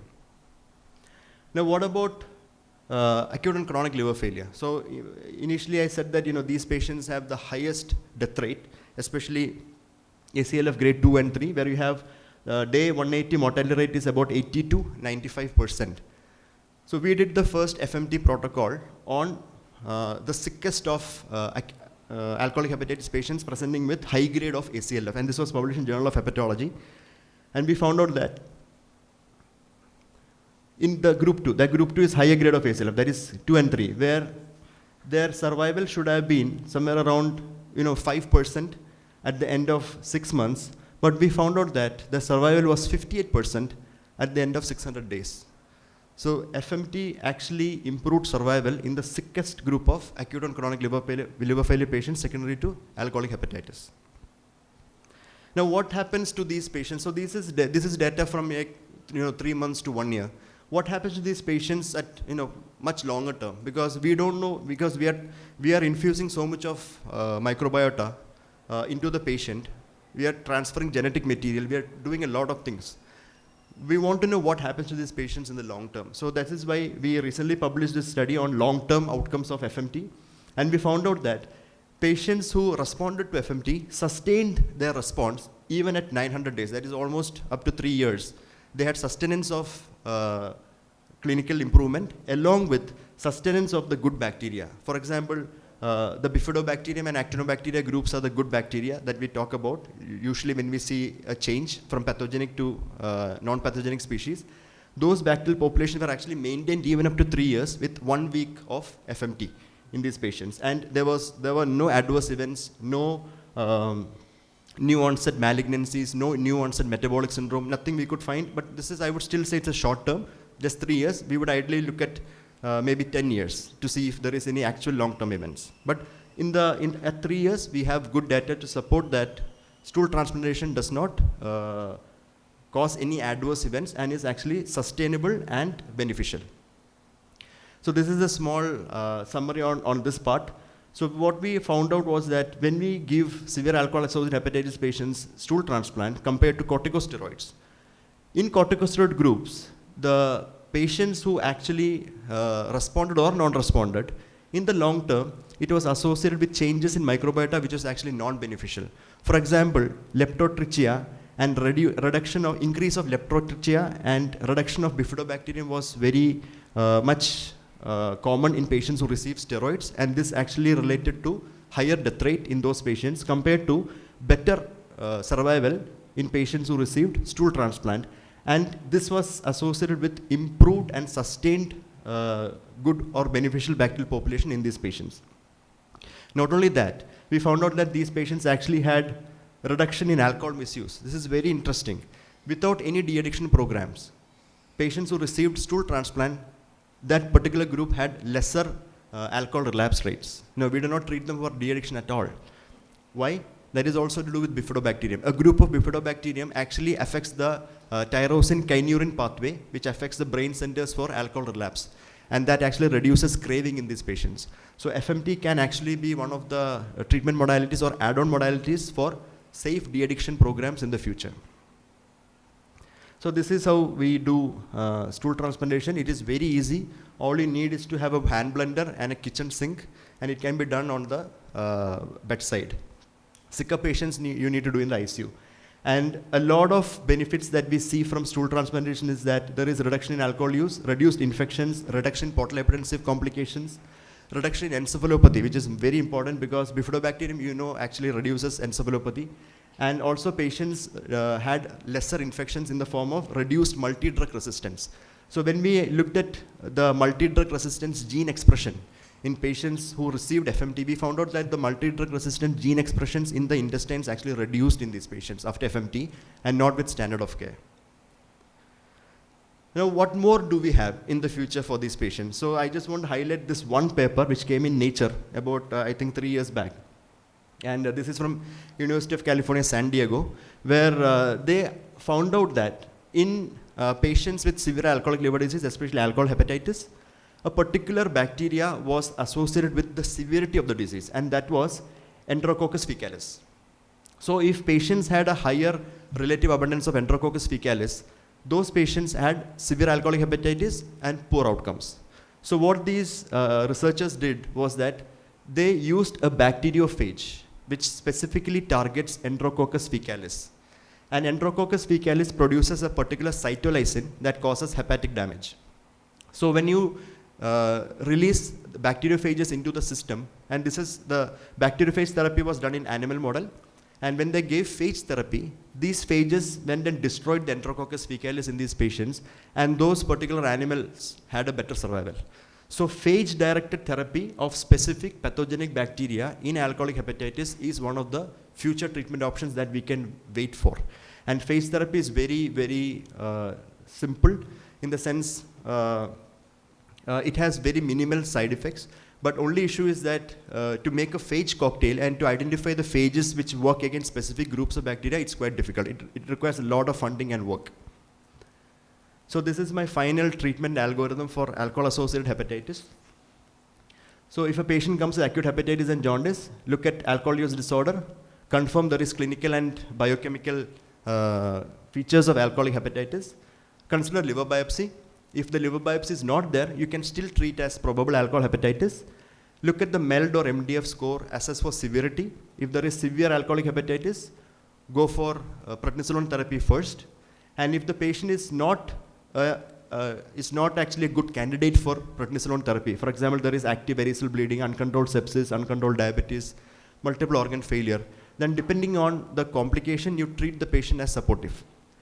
But if the patient has higher grade of ACLF, the first option is to go for a liver transplantation. If they are not candidates for liver transplantation, then enroll in specific trials which may or may not benefit the patient. Now, if the patient is a responder, that is as assessed by the triple Lille score, complete responder completes 28 days and then goes on to follow-up. Partial responder, you can either use N-acetylcysteine or metadoxine or continue with steroid alone. and then assess at end of 28 days. If there is response, continue close follow-up, go for de-addiction protocol and surveillance. If there is no response, then consider liver transplantation. Now, liver transplantation, you may consider without looking at any other aspects in the patient profile, for example, psychosocial status, de-addiction, the economic status and things like that. If they can actually afford and they are willing, this should be your first line treatment for patients who do not respond. And if they are not candidates or they do not want to or cannot afford a liver transplant, especially in our country, then consider enrolling them in salvage therapy experimental trials if one is available at your institute. So with that, I end the first session. Thank you. Thank you very much, Dr. Phillips. It is going to throw a lot of questions. Can I start with one? If microbiome is so important, with the add-on therapy, are there any? There was one trial with antibiotics as add-on therapy with steroids. Yes. So, is the result out? Or? No, that is not out. That is actually, I think they will publish that results end of this year or maybe early next year. That was with amoxicillin. So that was presented at AASLD last year, where they showed that add-on therapy actually improves survival only in the short term, but not in the long term. And that survival was actually because patients who were on steroids, they actually developed lesser number of infections when they were on add-on antibiotic therapy, and not because of any other benefit. So I think even that, we have to wait for the full paper to come out, but even that actually only shows short term. But what we want is long-term benefit for these patients. I thought I knew all about alcoholic hepatitis, but today I came to know how wrong I was. Very exciting talk, sir, and very refreshing ideas. A few questions. We've been using these things, glutathione and adimetionine. Do you have any role for them? Those are placebos. They are placebos. Then another question is very fundamental. See, why there are so many people who have been drinking all their life? Their liver is perfectly all right. But why do some people develop this alcoholic liver disease? I think it's a very important question. So now, sir, there is this particular risk factor that we are talking about, because I have seen patients who are young, like 30, 35 years of age, with full-fledged alcoholic cirrhosis or alcoholic hepatitis. And they've been consuming maybe maximum 8 or 9 standard drinks in a week, but they still develop it. And that is mostly to do with genetic determinants. So if they have genetic determinants, for example, they have a genetic mutation at PNPLA3, which is a peptide-like phosphatase gene mutation, they are at a higher risk of developing cirrhosis even with lesser consumption of alcohol. And also patients who have metabolic syndrome, diabetes, hypertension, hypothyroidism, overweight and obesity, these are add-on risk factors where they can actually develop cirrhosis due to alcohol even with lesser consumption. So the whole aspect of there is a safe level of alcohol use, moderate alcohol consumption is good, that is out of the window now, because no level of alcohol is safe. One more question. If FMT, the purpose is to give a lot of probiotics, why don't we directly give probiotics through an intubation or any other? So the probiotic therapy has already been studied in alcoholic hepatitis and alcoholic liver disease, and only there is one study which actually showed some positive outcome, which was from PGH Chandigarh by Professor Radha. But if you actually look at other probiotic therapy trials, they're all negative. And I think it is because we are not giving enough. Probiotics, I think the best probiotic available, the Decimon formulation, is 8 strains. But when you look at FMT, it's trillions of bacterial population, not just bacteria. We are looking at fungi, viruses, phages, everything is going in.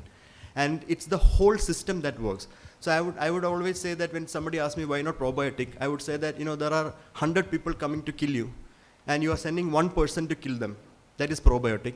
But if 100 people are coming to kill you and you're sending 100,000 people to kill them, that's FMT. So that is the difference. See, actually, FMT is okay. See, here you are telling in alcoholic hepatitis, the damage has already been done by the bacteria which has already been expressed. You are going to give an FMT and change the whole thing. Yes. What I am asking is, see, if I give rifaximin, it is going to kill all the gram-negative bacteria, like Klebsiella, whatever. And when I am going to give a probiotic of Bifidobacterium or Lactobacillus, as you were telling, which is not going to be affected by the rifaximin, it should improve. And the FMT, you might be giving N number, and it is not feasible. So why not we give the rifaximin along with a multiple probiotic, whatever the DC formulation. So, And the second question is, I am still surprised. See, when you give an FMT and you have the patient on a normal diet, and you are telling that same FMT is persistent up to 3 years, which I think I will have to have it with a bit of salt. Because after an FMT or after anything, the gut has to come back to its original microbiota. And how come it is there up to 3 years? So were you supplementing any probiotics in this study? Okay. So the first question is that about rifaximin and probiotic. So I think this is where we have that notion that it is not what we are giving is what is actually acting. For example, we always say that, you know, good bacteria is doing everything, good bacteria is doing everything. It is not that. It is what they are doing in the host which is more important, and that is actually related to other groups also. So you have a social, it's like a social media. You have influencers, good influencers, bad influencers, you have misinformation, disinformation, you have fact checkers, things like that. So the whole ecosystem is important, not just specific strains or a particular group that you're going to reduce or increase. So the initial FMT logic was that, you know, you give good groups of bacteria, and that the good groups are the ones which are going to improve the patient. But it is not that. When we did our work in Delhi, we found out that lactobacillus was one of the predominant bacterial group, species there in those patients who were actually beneficial for those patients who survived after FMT. But when I came to Kerala and did this FMT in patients from central Kerala, we found out that lactobacillus actually was associated with bad outcomes. So it is not about lactobacillus or bifidobacterium. It's about lactobacillus and everything around it, which is why FMT works better than a single antibiotic therapy or a non-absorbable antibiotic therapy along with few strains. We still don't understand how they influence each other. And only when we understand how these bacterial population influence each other in the presence of fungi, viruses and bacteriophages, only then we can very clearly say that how FMT actually works to improve the host. So it's very complex. So the answer to your question I don't have at the moment, but I hope we will find in the future. And the second question was about, yes, yeah. So that particular answer to that question is what is a normal healthy microbiota? We don't know. My microbiota is different. Yours is different. If I travel to Europe, use a toilet there, my microbiota will change. I come back here, go to another place, my microbiota will change. So it's very dynamic. So we cannot actually identify what a healthy microbiota is. Now, based on that, we can never say that it has to come back to the healthy form. So that is why we have something known as a durable microbiota, where you have good microbiota species or groups from the patient and good ones from the donor. They combine together and they form a new core, which is durable and sustainable and beneficial for the host. So that durable microbiota is what we assessed at 3 years. And we did not use probiotics. We never use probiotics in these patients. We asked them to consume the same diet that they consume before the FMT and even after the FMT. So nothing changes. So that is what is normal. So we don't know what a normal microbiota is. Because we are looking at the microbiota when the patient has become a patient. Right? We don't know what he was before that. So we don't know what his normal microbiota was before he became a patient. For that, I think we need to study through the natural history of alcoholic liver disease, which is quite difficult. So one small question, sir. It's a very nice talk. About the land transplant, I am a bit skeptical. Are you going for a DDLT or LDLT? How far you are justified in an alcoholic father getting a transplant from a young 18-year-old daughter? This is an emotional question. Not whether relevant to the talk or not, but this is a question is to be answered because you are going to emphasize on the LT. Yes, sir. And I think it's one of the toughest questions. I mean, any other question we can handle, but this question is tough. I would always go for LDLT because one is that we don't have time for us to wait for a DDLT in these patients. So LDLT is definitely the logical option. And when it comes to LDLT, we have to be open with the patient family. We have to tell them this is the risk of alcohol relapse at this year. This is the risk of him developing infections because of alcohol relapse, graft dysfunction, everything we have to tell them on the face. Everything has to be in the open. And knowing the risks, if they are willing to take up that as a challenge, we allow.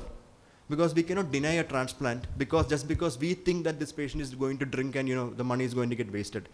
That is up to them. That is why LDLT is always a better option, and who donates or not, it's completely up to them. We have to just work them up. But denying a transplant for an alcoholic hepatitis patient, even if he has the worst alcohol use disorder, just because we feel that he is not going to make it, that's not ethical. Second question, only small thing. Liver biopsy, transjugular, you are advocating transjugular, isn't it? Yes, it has to be transjugular because otherwise most of the patients come with ascites and coagulation failure. Any more questions from the audience? Can I ask you a couple of more questions? Yes. Like, how do you select the donors? As you were saying, like it should be a metabolically no drug resistant strains, or no metabolic syndrome. Then unhealthy bacteria goes in. Yes, so this part actually I did not show because of lack of time. It's a huge topic on its own. To make it short, we actually follow the same screening pattern we do for blood donors. So there is a European Commission guidelines for donor screening for tissue samples. So in that we look at all the viral markers, all the enteropathogenic organisms in the stool culture, all that is standard. Plus what we additionally look is that stool donors should not have consumed antibiotics or other complementary alternative medicines in the preceding 3 months. They should not have any features of functional GI disorder. They should not have any autoimmune diseases in the family. They should not have any neurological disease in the family. Actually, I would say that getting a stool donor is much difficult than getting a liver donor. Because when we screen 100 donors, we get one who is actually good enough to donate. And almost all of them get out of the donation pool in the first step itself. Because everybody has irritable bowel syndrome. We cannot use them. There's one more. If you're going to think like inflammation is already set in severe alcoholic liver disease, would you consider doing it in an earlier stage, like a walking alcoholic hepatitis, rather than a sick or clinical alcoholic hepatitis? So in our current clinical practice, we offer FMT only as salvage. So to patients who are not willing for steroid therapy, ineligible for steroid therapy, non-responders for steroid, we offer them this as a salvage. So most of them are actually severe alcoholic hepatitis who are sick. So otherwise we don't use this as a primary treatment option. And also this is case by case basis, because this is not like a trial that we are running now. Currently, if they want and they are willing for it, after informed consent, notifying the hospital ethical board, we do it for them. Most of our patients are often on this alternative system of medicine along with alcohol. So what is your thought process on that? And many of our patients, we are not able to use steroids. Yes. I have hardly ever used steroids for any of my patients. So how often in your practice you're able to use steroids in a patient with alcohol-related hepatitis? So I mean, regarding that alternative medicine in alcoholic hepatitis, my next talk will actually give us data on that. I have not just the steroid bit in alcohol. No, I actually use plasma exchange too in those patients. Yeah, that's what most of us use, plasma exchange with steroids. Yes. But most of them have got sepsis. And they don't survive, ma'am, in the short term. Very high mortality if they use alternative medicines. I don't know how many of us use steroids in this audience. At least I've hardly ever used steroids. Yeah. And that too, and some centers, of course, we also believe unless we have a biopsy-proven alcohol-associated hepatitis, I'll be a little worried, taking into any of the criteria that you mentioned to start the patient. Yeah. Invariably, they have a setback. They have either bacterial we use steroids only in ACLF grade 0 and grade 1, not in 2 and 3. Of course, changing microbiota works wonders. In my experience, actually, I use fermented rice for all the GI disorders. It works wonders, actually. There's no doubt at all. Fermented rice, actually. For almost all patients. Yes. Right, so it works wonders. IBS, IBD, fistulas, post-surgery also. Okay. It's for a long period, actually. So fecal matter should be working, actually. It's working wonders, actually. Yes, but only issue is that we don't know long-term outcomes on long this. Term, yeah. Because to replace the microbiota of intestine, it's at least 6 months to 2 years. You can change the milieu of the microbiota intestine, actually, by changing. With single dose antibiotics can change also the microbiota. Exactly. There are so many confounders. So many confounders we are not talking about, actually. We have to look at that, all those things also. Yes. Regarding patient developing cirrhosis, all those things, Now we go for transplant. Some donor is from village, doing daily work, daily consumes alcohol, so the liver also actually will be very good. Yeah. They'll be taking fermented food, they're working in the field. Yes. The physical activity and fermented food really actually keeps the liver young, even if they take alcohol daily. Yes, actually. rural donors are better than urban But donors. that's actually. So I will agree immediately. Okay, what is the patient, what is the work rates, even they take alcohol. The liver used to be very nice actually from the thing. So we can learn so many things from them actually. Yes, that's true. If there are no more questions, Are you ready for the next talk? Or?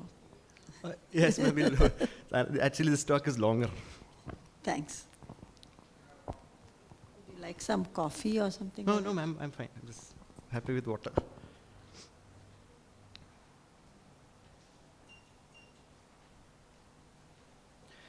Yes, so I think it's all maybe some formatting issue. So we'll be talking about drug-induced liver injury. So I'll be talking basics on it, plus perspectives from Indian systems of traditional medicine, which is what our, what we have to discuss very openly and importantly. So first is DILI. So what is DILI? That is an acute or chronic liver injury secondary to drugs that is manufactured, or a herbal that is a natural product, or a herbal and dietary supplement, which these three things are totally different. So you have a herbal product, you have a herbal and dietary supplement, which is actually a mixture of natural and manufactured products, or a purely manufactured drug. So in conventional sense, when we say DILI, that is drug-induced liver injury, it is conventional prescription medicine. That is our antibiotics, anti-epileptics, painkillers, etc. So when you say HILI, that is herb-induced liver injury, that is all the herbal products, pure herbal products, either single herbals or multi-herbals. So when you say HDS liver injury, that is herbal and dietary supplements. So I'll come to extra examples also, and that is another set of issue. Now we also have something known as Ayush liver injury. So this is a new term that we have coined, that is by the Asia Pacific Association of Study of Liver Diseases. Consensus guidelines we published last year, we coined this term called Ayush liver injury, which is HILI specific to India. So that is what we will be talking about today. So I'm sorry about the formatting, I think something has happened. So how do you diagnose DILI? It's biochemical initially. So if patients have ALT more than or equal to 5 times upper limit of normal, or ALP, which is more than or equal to 2 times upper limit of normal, especially with an elevated GGT, or you have ruled out primary bone pathology, you can call it as a DILI. Now, most importantly, severe is when ALT is more than or equal to 3 times upper limit of normal and the patient has jaundice. That is, bilirubin is more than 2 times upper limit of normal. So as per the Hayes law, 10% mortality if patients have ALT and ALT more than 3 times and there is jaundice. Now, once you identify DILI, you have to know what the pattern of DILI is. So we have 3 patterns. One is hepatocellular, cholestatic, and mixed. And this is identified on the R ratio calculation. So R ratio, you have these calculators very freely available online. You look at ALT and ALP ratios, and then based on the score, that is 5, more than 2, less than 5, or more than 5 or less than 2, you categorize patients into hepatocellular type of injury, cholestatic or mixed. So why is DILI a diagnosis of exclusion? We always say that DILI is a diagnosis of exclusion. That is because of this. I mean, this is a very complex figure, but I just wanted to show just 2 things. One is that DILI is complex because of the mechanisms by which it actually happens. So you can have DILI due to an immune mechanism. You can have DILI due to a direct hepatotoxin. You can actually have a DILI due to a primary metabolite or a secondary metabolite. So there are various factors that actually cause a drug-induced liver injury, which is why any of these factors can actually mimic a particular liver disease. For example, if you have an immune-mediated liver injury because of a drug, that can mimic autoimmune hepatitis. So you need to rule out autoimmune hepatitis. You have a direct hepatotoxin causing drug-induced liver injury, it can mimic acute viral hepatitis. So you have to rule out acute viral hepatitis. So which is why, because of the complexities in pathomechanisms, DILI is actually a diagnosis of exclusion. So never directly say that patient has actually taken this drug and there is jaundice, it is DILI. You have to rule out everything else before you say it is DILI. So the clinical presentations of DILI is usually very non-specific. You cannot say that, this presentation is definitely DILI. It can never be, because it can mimic any hepatobiliary liver disease. Now, based on this, you can have actually syndromic diagnosis. So you can have patients coming with acute hepatitis with jaundice. You can have patients coming with acute liver failure or acute worsening of chronic liver disease, acute decompensation of cirrhosis, and ultimately patients coming with acute on chronic liver failure. So these are the syndromic presentations, and these are the case definitions associated with those syndromic presentations. I'm not sure if it's very clear, but I just wanted to point out the fact that, you can have autoimmune like hepatitis. You can actually have hepatitis related to eosinophilia or any systemic symptoms like DRESS. You can actually have acute hepatitis with severe steatosis, that is mimicking fatty liver disease or alcoholic liver disease. So because it is non-specific, it can mimic any of these liver disease patterns in the patient. So how do you diagnose DILI based on the exclusion criteria? You basically have, initially you look at the biochemical criteria. If it is positive, then you look at if there is any temporal association, that is the patient is consuming this particular drug or the herbal product, and they have developed this particular enzyme abnormalities or jaundice. And based on that, then you look at all the differentials first. So you have to rule out all the differentials and then say, yes, this is probably drug-induced liver injury. But it doesn't end there. Now, in DILI, you have to actually score and prove that if this is possible, probable, or definite DILI. So that is why we have RUCAM scoring. So based on the RUCAM, you have more than or equal to it is highly likely, and if it is less than 2, it is unlikely. So a good measure of a particular drug actually causing DILI is anything above 6. So you can have probable or highly likely. That is good enough for you to say that yes, this is DILI. But if you have possible or unlikely, you have to look at all other causes also adding to that particular factor. For example, patient might be consuming alcohol, occasionally even, and has taken some drug. And based on only that drug analysis, you can actually come to a possible association. So you can say that the alcohol and the drug may have caused it. You can never say that the drug has caused it. So this is the RUCAM scoring, and this is a must for all DILI cases. So these are some examples in our routine practice. This is dose-dependent liver injury, that is direct, which is classical is paracetamol. Higher the dose, more the chances of liver failure. Idiosyncratic, there is no dose dependence. Classical is flupirtine. This is a drug which is used very commonly by orthopedicians. Please take a note of this because this is actually banned in Europe. I'm getting a lot of cases in Kerala.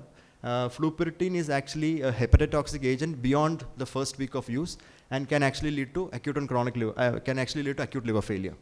And another classical one is amoxicillin and clavulanic acid, where you can have cholestatic hepatitis. Now, indirect is drugs like anabolic steroids and nitrofurantoin, where you can have actually an immune-mediated liver injury. And synergistic is you have hepatotoxic liver injury because two drugs come together when compared to either of them. So if you have rifampicin plus isoniazid, the chances of developing ATT liver injury is much more than either rifampicin or isoniazid. So that is synergistic liver injury.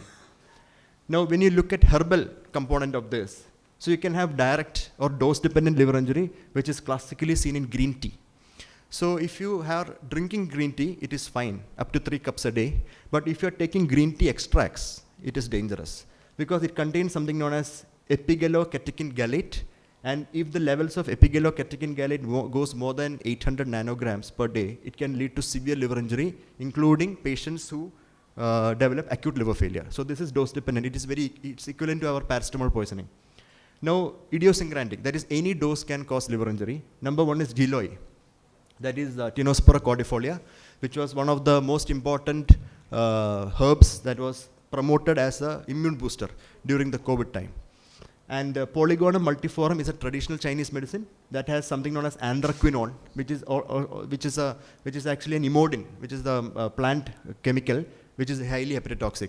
Tinospora has furanoditerpenoids, which are very toxic to the liver. Now, HDS is totally different because it has both herbal and dietary components, vitamins and minerals and lot of things. Classical example is Herbalife. Herbalife is actually the most studied liver injury herbal and dietary supplement in the world. More than 100 cases all over, including ours, where Herbalife actually sued me for $2 million. And that study was actually finally taken out of the journal because the journal editors got scared. So that was the first Herbalife liver injury from India. But that's no more in the published domain. Then comes Oxalate Pro.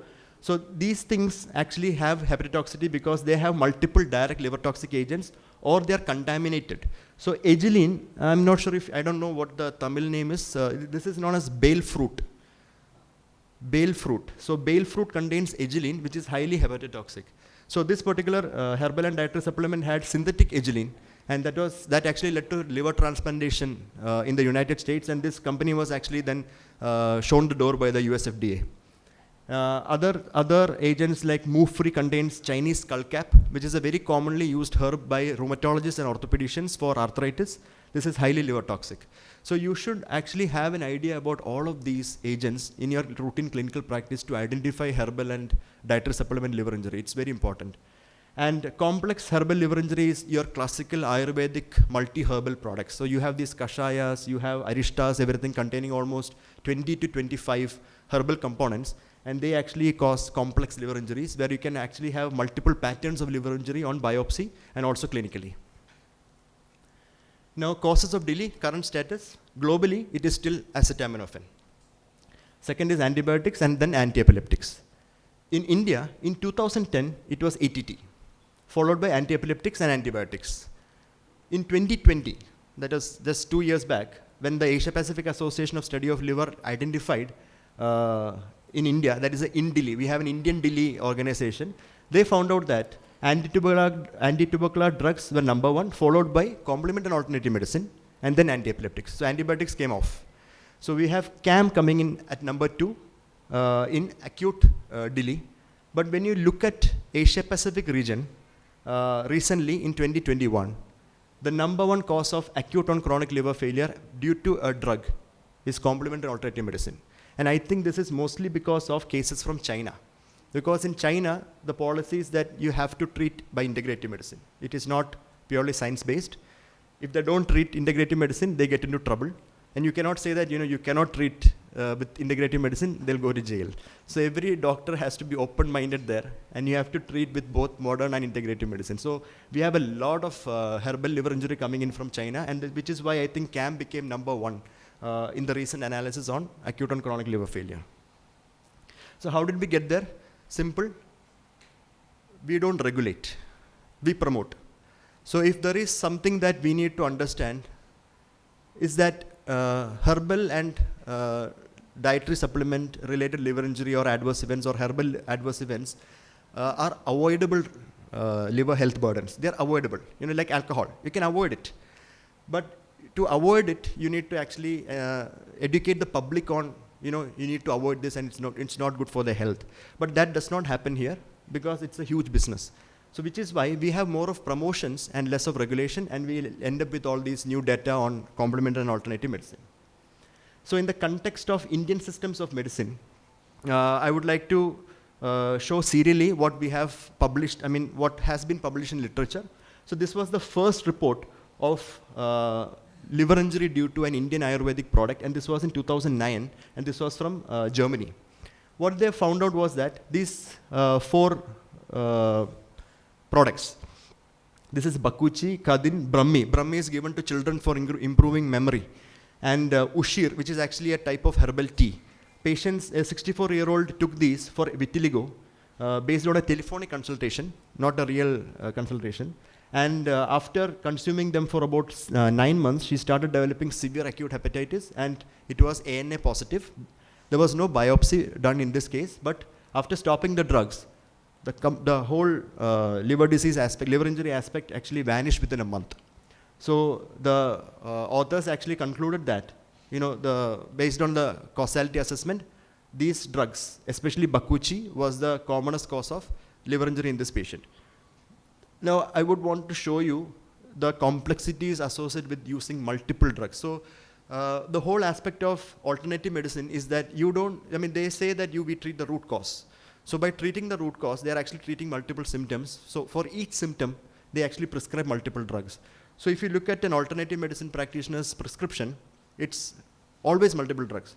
I'm not saying modern medicine practitioners are single drugs, but even we have a lot of drugs. But the whole aspect is that these drugs, these herbs can actually interact with each other. So you have Bakuchi, you have Brahmi, you have Kadin, and you have Ushir, which is vetiver. And what happens is that each of these have different types of phytocompounds.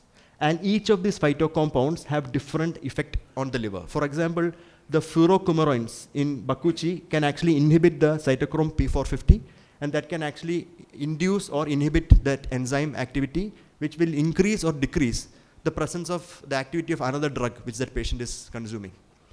For example, the other example is in this particular Brahmi, you can have multiple metabolite protein adducts, that is metabolites that enter the system from metabolism of this particular herb in the liver.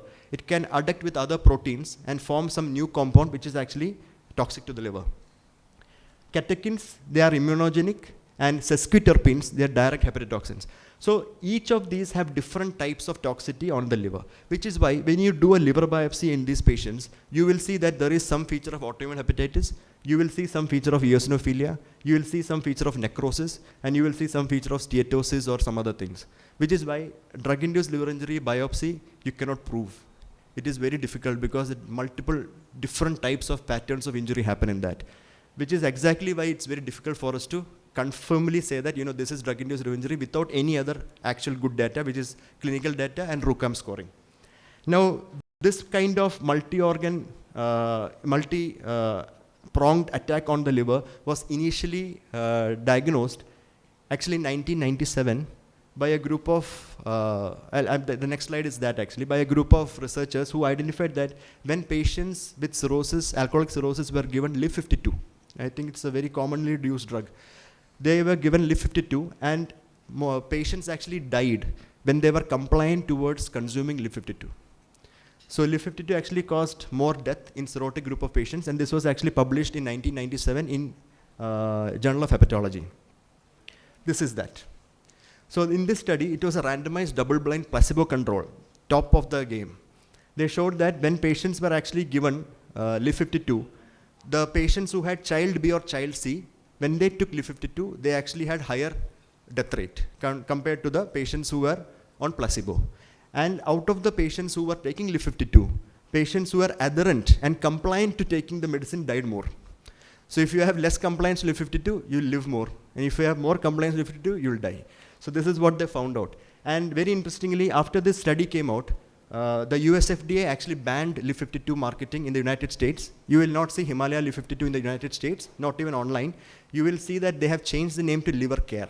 And LiverCare does not contain, this actual LIV52 contains 23 herbs. The LiverCare in the United States contain 5 or 6 herbs. So they have actually reduced the number of herbs as per the US FDA regulation and remarketed it with a new name. But here it's freely available for anyone to use. Now the next is in 2000, so from 2009 to 2017, absolutely no data on Ayurvedic liver injury, herbal liver injury from the Indian systems. Until this particular study from United States came, and this was the first study, this was the second report to document liver injury due to traditional Ayurvedic medicine, and these medicines were actually Punarnava Mandur and Kanchanar Gugulu. You can see the complexities of these medicines. I mean, it contains anything from up to 10 herbs, lot of heavy metals, turmeric, I mean, you name it, it's all there. So this is why it is very difficult for us to say that, what in this actually caused the liver injury. It is very difficult for us to point out. And this is exactly what we would also ask. So when I published my initial paper on Ayurvedic liver injury, the Ayush Ministry asked me, how do you know that this actually caused it? What caused it? So I said that, your traditional Ayurvedic medicine caused it. They said, what in it? Very difficult. So that is how they corner you. And the complexities, I mean, this actually does not matter if you can actually do a proper RUCAM scoring and rule out other causes. So that was our way of defending that, because we ruled out every other cause before we said that this is the reason for liver injury. So from 2017 to 2019, we have another paper coming in showing Ayurvedic drug-induced liver injury. And this study was actually important because they did a liver biopsy. The other studies did not have a liver biopsy. So in this liver biopsy, they actually identified that, this patient had multiple findings. They were not able to say what it was due to. Possibility of the, multi-ingredient drug was ultimately kept. So you can see that this patient had portal inflammation, interface activity, bridging fibrosis, ceroid-laden Kupffer cells, ballooning, eosinophils, like I discussed before. Multitude of findings which we cannot actually point to a single cause. And which is why in liver biopsy features of DILI, you have to know about these 4 points. That is, different drugs can produce similar pathologic pattern of injury. One drug can cause different patterns of injury. Pathologic features following a single exposure is different from after multiple exposure. And also, drug-induced liver hepatotoxicity can mimic other primary liver disease. This is the complexity associated with liver biopsy interpretation of alternative medicine-related liver injury. So just a note on what are the different findings that are specific to DILI. So you can have varying type of necrosis from spotty to submassive or massive seen in acute liver failure. You can have lobular inflammation more than portal inflammation. This is a prescription drugs I'm talking about, our conventional painkillers, antibiotics. You have more of lobular inflammation than portal inflammation. You have interface hepatitis, which is less frequent. It is more frequent in viral hepatitis. You have severe eosinophilic inflammation. And you can have any grade of fibrosis. This is very important. There are some drugs which are fibrogenic. So if you actually use them for about a few weeks to few months, you can actually have fibrosis in the liver. That does not mean that patient already had a fibrotic liver disease. It actually can also mean that the drug used actually led to fibrogenic liver disease. But it is very difficult for us to differentiate between both. Also, there is something known as chronic DILI. That is, a patient has developed acute hepatitis due to a particular drug, and beyond 6 months, the hepatitis is persisting. Patient develops worsening or fluctuating jaundice, new onset ascites. You know, initially the old term was subacute hepatic failure, which is now replaced by acute and chronic liver failure. But I still believe subacute hepatic failure exists, especially in the context of drug-induced liver injury. And you can have granulomatous hepatitis, autoimmune hepatitis, steatose then steatohepatitis. All these patterns are possible in drug-induced liver injury. So when there was a time when we had only case reports and small series happening, we published the largest series of Ayurvedic formulation related liver injury from India. So this was the seminal paper that we published in 2018 in Indian Journal of Gastroenterology, which got me into a lot of trouble, which is still happening, but it's all okay. In this study, we identified a lot of new data. So one is males predominated. If you look at DILI, conventionally it is females, but here males predominated. Median duration of drug use was 28 days. The frequent indication why they took these herbal medicines was for dyspepsia. It is mostly for GI complaints. And hepatocellular pattern was the most common type of liver injury. And very, very importantly, about approximately 20% of patients died at 120 days. This is very important. 20% death rate at 120 days. About a third of these patients had encephalopathy and ascites at admission. And presence of encephalopathy at admission is equal to a higher mortality on follow-up. So if you have a herb-induced liver injury patient coming to you with encephalopathy at admission, please make sure that the patient gets evaluated for early liver transplant, because without on standard of care, very less chances that that patient is going to survive. And autoantibodies were positive in 30% of these patients without any other history of autoimmune liver disease. And low albumin was also associated with high mortality, and this was mostly because some of these patients already had underlying chronic liver disease. Now, in our study, we also found out that if there was necrosis on biopsy, patients had a higher death rate with necrosis, and those without necrosis, they survived more. Also, if the patient had purely steatotic pattern of liver injury, they survived more. It was a better outcome. And if the patient consumed herbal drugs prescribed by a traditional healer compared to a trained Ayurvedic practitioner, for example, bachelor's in Ayurvedic medicine or MD in Ayurvedic medicine, compared to traditional healers. You have a lot of traditional healers. They are, like, from familial point of view, they prescribe based on their familial knowledge.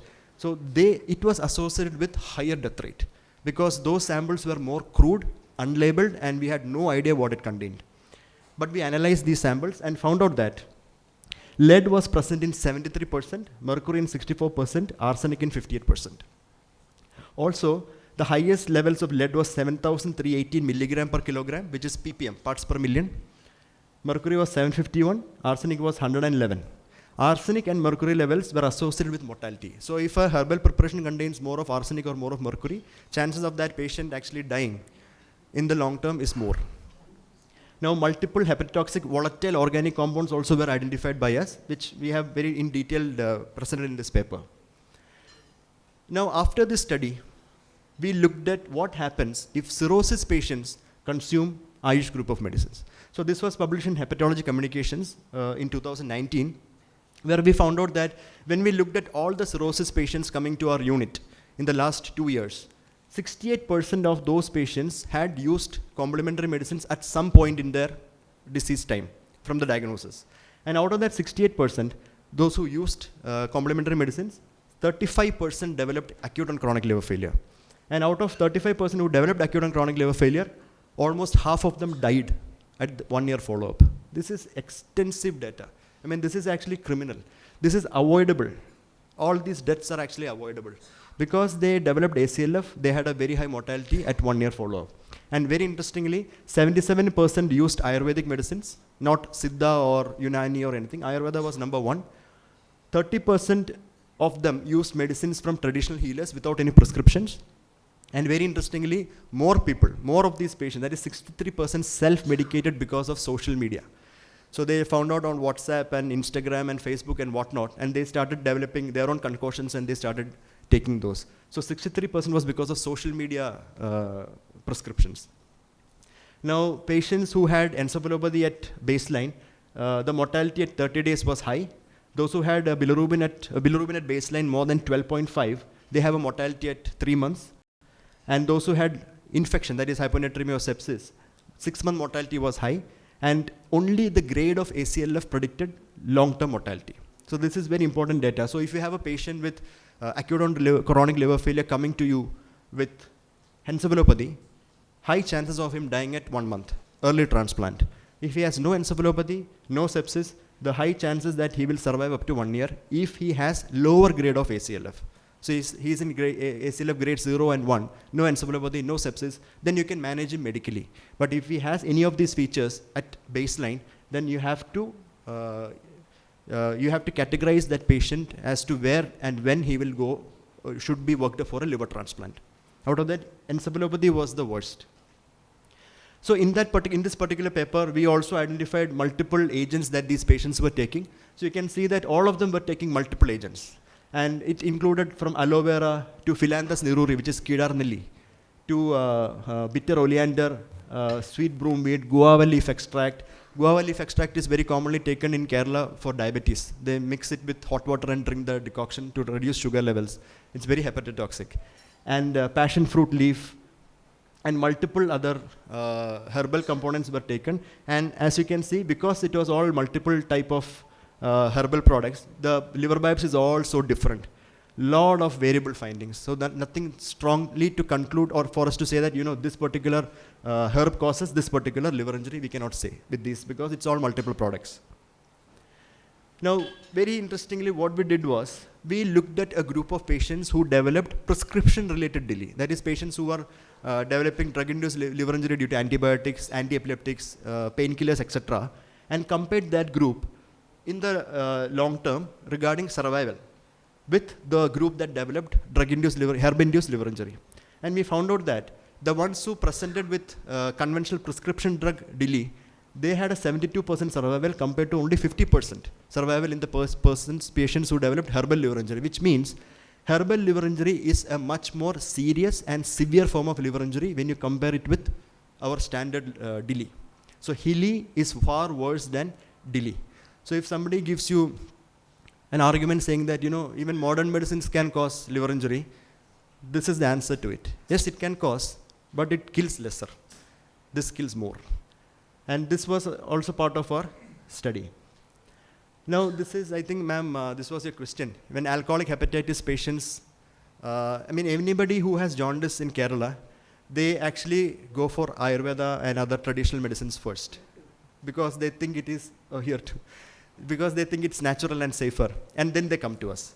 So when alcoholic hepatitis patients actually went in for traditional or, traditional healer or proper Ayurvedic treatment, this is what happened.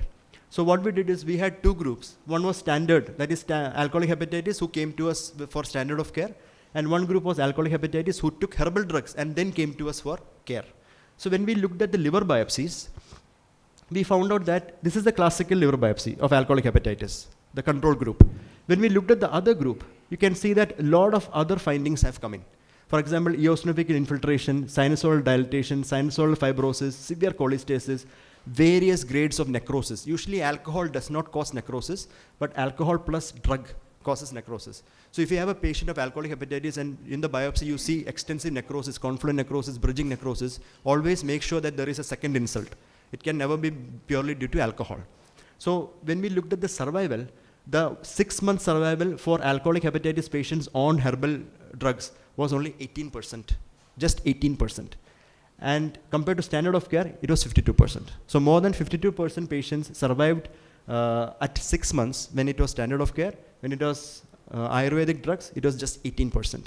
And very interestingly, when we looked at the analysis of drugs, and I have not named the drugs here, but a lot of proprietary drugs from pharmaceutical companies and other things, also traditional drugs from Ayurvedic clinics, we found out that lead, nickel, and arsenic was most commonly detected. And the levels of these were from 1,000 to 100,000 times more than what is actually the upper limit of normal.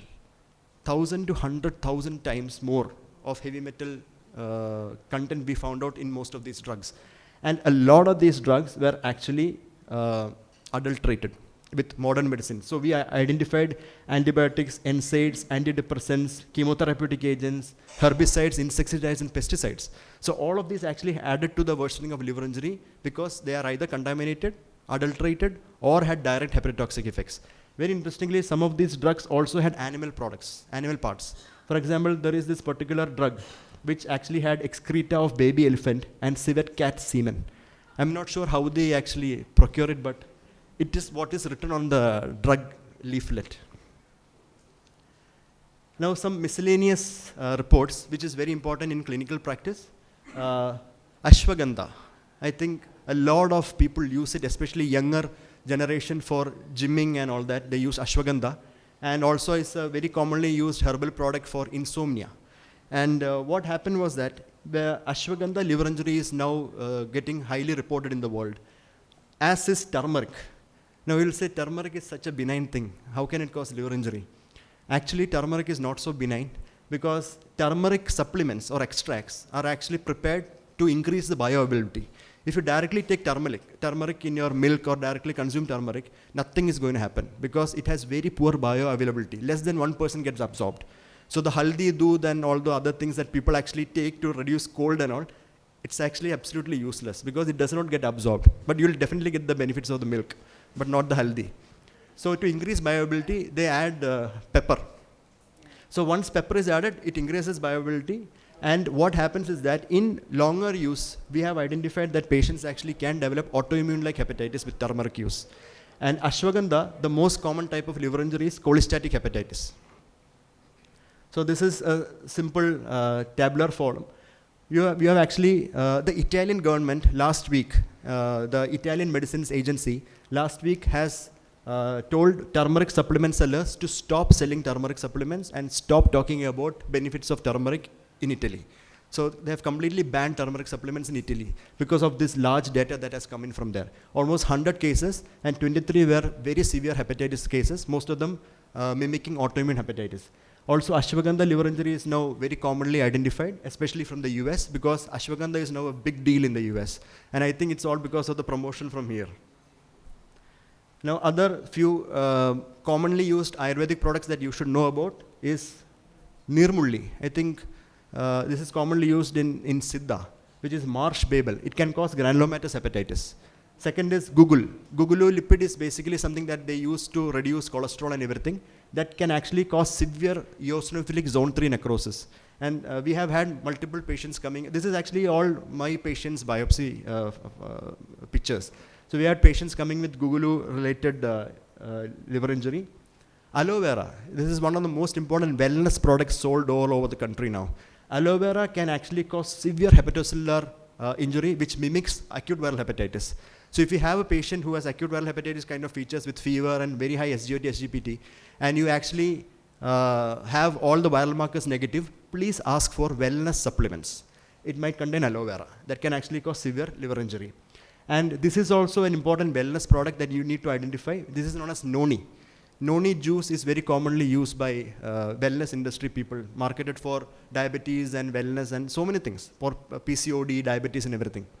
And we have had multiple cases of severe hepatitis with centrilobular necrosis associated with noni juice, and one of the patients actually had acute liver failure. Was not transplanted because of a lot of reasons, and she died. Now, next is herbs containing pyrazolidine alkaloids. This is very important. I'm not sure if in Siddha they use, but in Kerala, a lot of traditional healers actually use this Kuttaja. It's a very commonly used herb in Ayurveda, or they use something known as crotalaria. And that contains pyrazolidine alkaloids. And this is a young boy who was given Kuttaja for his lower limb edema. And what happened was that because of the pyrazolidine alkaloids, he developed sinusoidal obstruction syndrome, VOD, veno-occlusive disease. And then later on went to develop cirrhosis because of that, and was posted for a liver transplantation. So this was a supplement that he consumed, and this was given by an Ayurvedic practitioner. So you can actually have cirrhosis related to remote herbal supplement use also. In patients where you cannot, young patients where you cannot identify the cause of cirrhosis, please ask for remote consumption of herbal supplements also. And finally, very important is Garcinia cambogia, which is Malabar tamarind, which is given very commonly for weight loss. It does not reduce weight. That's the whole point of it. It actually can cause a severe liver injury and liver failure. So this is one of our patients who was on the obese diabetic lady who was on this particular proprietary product containing Garcinia cambogia, and this is her liver biopsy. What I have marked here is where the hepatocytes are. Other places you don't see any hepatocytes. This lady developed acute liver failure because of Malabar tamarind use. Then comes Gymnema sylvestre. This is basically, we call it as Gurmar or sugar destroyer. A lot of patients who have diabetes on insulin, to reduce the insulin because they think insulin is some toxic poison we're injecting, they want to stop insulin and don't want to take it, they use these things. So they use Gymnema sylvestre, and this can actually cause severe cholestatic hepatitis. We have had 5 patients. We are preparing a series on it. And, but it is self-limiting. You stop it, they get better. So we have not had any deaths related to Gymnema sylvestre, but patients will have a very tough time because the cholestatic hepatitis is something like what we see in dominant strictures of PSC. Severe intractable pruritus they have for over weeks. It's really bad. So ask for anybody who is diabetic, please ask for herbal supplements for diabetes also in your routine clinical practice. Then comes valerian. Valerian is for insomnia, very commonly used. This is a young lady who actually took valerian because she's working in a multinational company in a call center. She has problems with sleeping in the morning because her job is in the night. So she was advised by some of her friends to go for valerian supplements because it is much safer than midazolam, than clonazepam and lorazepam and everything. She consumed that for 3 months and developed severe acute hepatitis with autoimmune features and started developing cirrhosis after 18 months. So we did a serial biopsy. So we did the first biopsy in August 2019, and 18 months later, we did another biopsy and that showed cirrhosis. So this is classical chronic HILI going into cirrhosis. She is currently under continued treatment. And she is on clonazepam, by the way, now, doing fine. And now this is something very interesting. You can have Ayush-induced alcoholic hepatitis. So this was a report we published where a patient, complete teetotaler, he was only on this particular kashaya. This is actually an arishta, which is known as Dashamula arishtam. It contains 10 herbs and a whole lot of alcohol in it. This is usually a digestive tonic. What he used to do was he used to take his meals, breakfast, lunch, dinner, and then have about 10 to 12 ounces of this every time. And he developed severe alcoholic hepatitis, even though he's a teetotaler. And once we stopped this and treated him with steroids, he became perfectly fine. This is published in American Journal of Gastroenterology. Second is this one. Now, I left homeopathy to the end because it is at the end. Ayush. This actually is not placebo. Please remember this. Everybody will say homeopathy, no effect, no side effect. That is not correct. It can have severe adverse events. For example, this patient who was on mother tinctures of homeopathy developed severe alcoholic hepatitis and ACLF and died. This was published by us in British Medical Journal case report section. And this patient was only on homeopathy medicine. He was also a teetotaler. But he was having NASH cirrhosis, and he consumed this and developed ACLF. Recently, we published the series of homeopathy remedy-related severe liver injury. So I think you would have noticed that the Ayush Ministry was very adamant saying that arsenicum album is actually good for COVID. You know, especially in children where there is no vaccination. I mean, we had a late vaccination program for children here. And at that time, they were saying, so there is no vaccine, so homeopathy is the best option, which is equal to vaccination. So they promoted arsenicum album. So not just children, a lot of adults also started consuming this. They actually came, the government officials in Kerala came home and gave people arsenicum album drugs to prevent COVID. And what happened was that we had 3 cases of arsenicum album induced liver injury where we analyzed the drugs and found out it actually had arsenic in it. And arsenic is a severe hepatotoxin and it can cause necrotic liver injury if it is in very high forms. Ideally, arsenicum album 30C, 30C is the dilution of that particular homeopathic remedy. 30C should not contain a single molecule as per the Avogadro's law. Because if you go beyond 12C dilution, you will not get an active molecule in it. So it's basically homeopathy is water, alcohol tasting or sugar tasting, but there is no active molecule in it. But in these patients, it contained active molecules, which means the preparation and manufacturing was at fault. And that is how homeopathy can harm you. You don't have standardization and regulation in these drugs, and you can have contamination and adulteration that can lead to severe liver injury. So this was published recently, and very interestingly, my first author here, he's a homeopath. Yeah, Arif is a homeopath. He's now an ex-homeopath. Last series is this, very important. So we have never seen this ever, you know, before the pandemic, something like this. So when we looked at patients who are coming with acute hepatitis to our OPD, we did all the tests for everything was negative, but some of them had ANA positive, some had very high levels of IgG, going into tens of thousands also at some point, 15,000 and all IgG, but absolutely no autoimmune features. For example, no hypothyroidism, no family history of liver disease, no vitiligo, no rheumatoid arthritis, nothing. But still, liver biopsy showed a lot of features which are associated with autoimmune hepatitis. So we were like stumped. We didn't know what was happening. All of these patients were actually on Giloy, either in the form of tablets or Quat or Kashaya, which they were taking for COVID prevention. And this happened during the COVID pandemic only. And this was promoted by the Ayush Ministry as one of the preventives for COVID. And we found out a lot of patients with severe Giloy-induced liver injury. And this is the largest Giloy-induced liver injury nationwide study that is done by our group. We have a very niche group known as the Liver Research Club India. We have 13 hospitals participating in that. And we pooled in all our data and published from 13 centers. We published 43 cases of severe Giloy liver injury. Some of them actually developed ACLF and needed liver transplantation. So Giloy can actually cause liver disease in 2 ways. One is that it can actually cause autoimmune-like hepatitis, that is herb-induced autoimmune hepatitis, or it can actually trigger latent autoimmune hepatitis. So if somebody has a predisposition, diabetes or hypothyroidism, and has a predisposition for developing autoimmune hepatitis, Giloy can trigger it. So, ideally, people who have predisposition or high risk for autoimmune hepatitis or autoimmune diseases should avoid Giloy.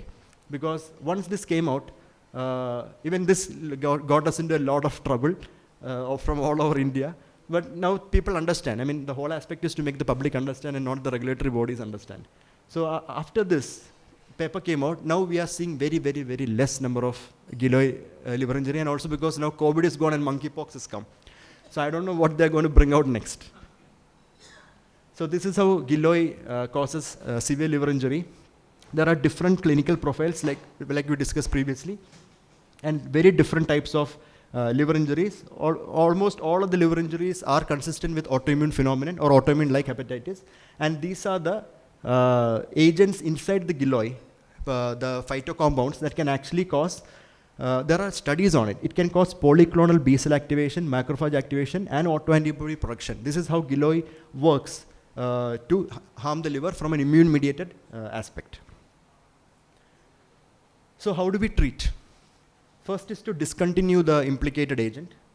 Second is if they have disabling symptoms or if they are acute liver failure, that's ALF, acute liver failure or acute decompensation or ACLF, you have to hospitalize, give best supportive care. Then you go for symptom management. So if the patient has cholestatic symptoms, you can give UDCA, cholestyramine, you can even do plasma exchanges. If they have hypersensitivity features, immunoallergic features, or autoimmune features on the biopsy, you can start them on corticosteroids. Off-label use, NAC can be used, and nutritional therapy, because there are no guidelines or recommendations to these.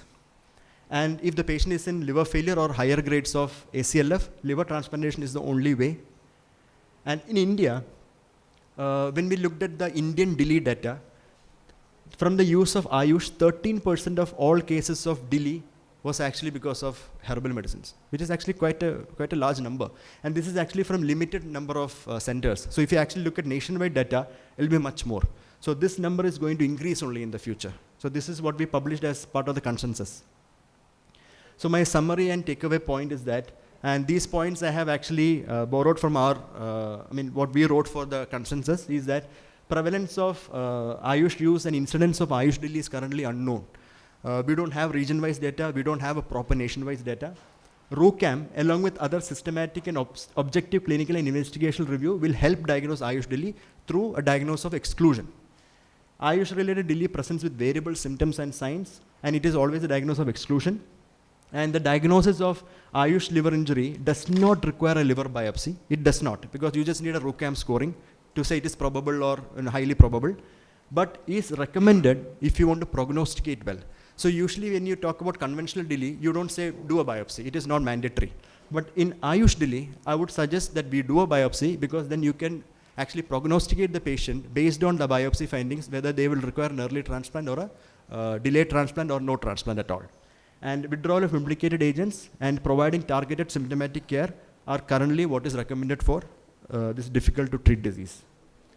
And I would conclude my talk with, this is our complement and alternative medicine research department. And these are all the medicines that we have retrieved from our patients who have received, who have developed severe liver injury, and this list is growing. And this is all homeopathic medicines. So you can actually see, they'll give powders like this without any labeling, bottles like this without any labeling. God knows what it contains. But once we analyze it, we'll find that a lot of them actually in homeopathy contains modern medicines. And you can see a lot of these products, you'll know the company names also. We have a lot of known company names, and this list is actually growing, and almost, I would say 60% of these patients are currently no more, which is actually a sad thing.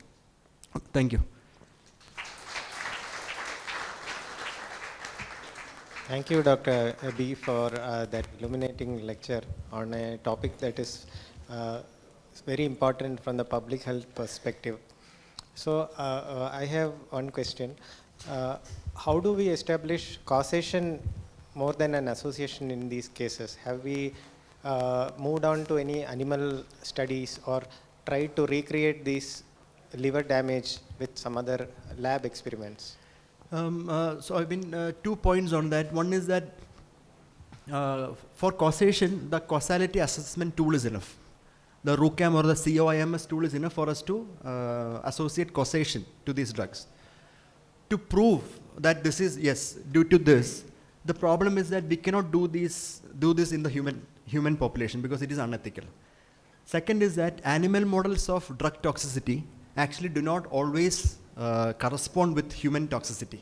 That is why currently a lot of drug testing has moved away from animal testing to liver on a chip testing, where they have primary human hepatocytes, and then they test on that particular thing to see if it's actually more corresponding to a human rather than an animal.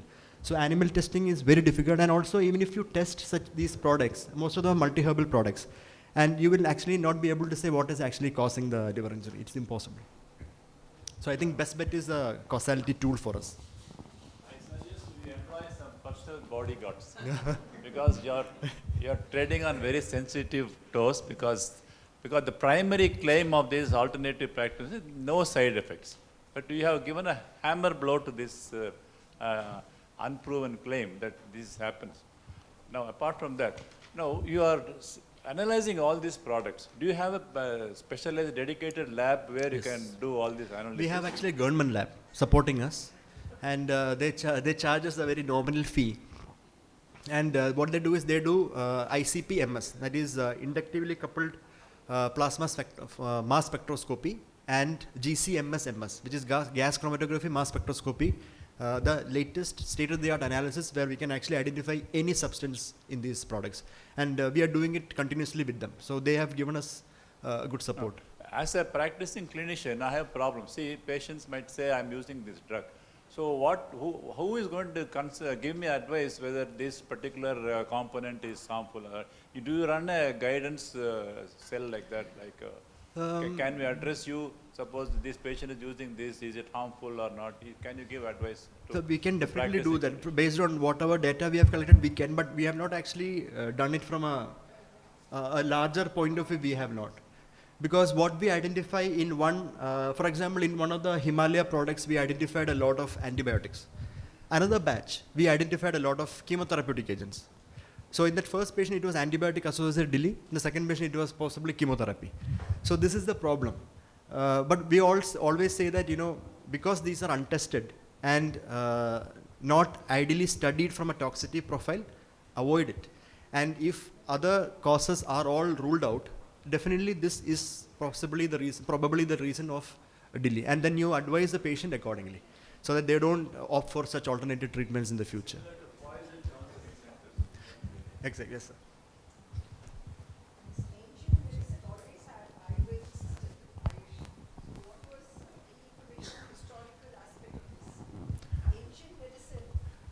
I mean, I don't think they ever had a pharmacovigilance department. No, what I'm trying to say is, say 20, 30 years back when we were also students and all, we've never heard such problems. But this is of late that it is really increasing. That is because I think, now we are more aware of it. Because previously, I think 30, 40 years back, everybody was in the notion that natural, herbal, safe. They would not even ask this in the history now. But now things have changed so much that everybody asks about herbal supplements in their history. When even now, when the PGs presented, they gave their history of CAM. I don't think that was there about 30 years back. Does your FMT work in your patients? No. This particular group of patients, I have no idea how to manage them. They get better or they undergo transplant. And interestingly, what happened, most of them are cholestatic, So while the plex, from 42 it comes down to 28, but once you stop, it goes back to 42. Yes, ma'am. So that I feel they all get stuck like a Fevicol to that MRP2, the bilirubin. Yes, yeah, yes, that's the way. I mean, I'm sure there are genetic determinants to developing. Transplant seems to be the way forward for such patients. Exactly. We've lost quite a few patients on this. Yeah, I mean, ACLF death rates are very high with herbal liver injury. Apart from the drugs, have you also looked at the patient profile, like, as you said, genetics? Because hundreds of people, I'm pretty sure, are using it. Not everybody develops this. Yes, definitely there is a genetic predisposition. So have you done some studies on that? Is there any data on that? Funding is the biggest issue. Yeah. Funding, because these are all self-funded. I mean, so we have a limit to analyzing the drug. I mean, the drug analysis itself is so expensive. Looking at genetics, it has to be, next generation whole genome sequencing kind of work. And it is very expensive. But I think if we actually look at it, for example, I showed a particular herb known as Polygonum multiforum, which is used in traditional Chinese medicine. The traditional Chinese group themselves have identified that there are 3 HLA loci, which is associated with liver injury because of polygonum. So that kind of work is now coming. But from an Indian perspective, still in infant stage. Is there any duration beyond which only it happens? Or even one day if they take it happens? Yes, sir. I mean, most of these are idiosyncratic. So no, duration I'm asking.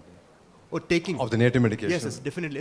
In our paper, the median duration was 28 days. So minimum they should have taken for 1 month? Yeah. Minimum, I mean, that is just for our particular group of patients. So if somebody takes for 5 days or 1 week or 10 days, we need not invoke that as a cause?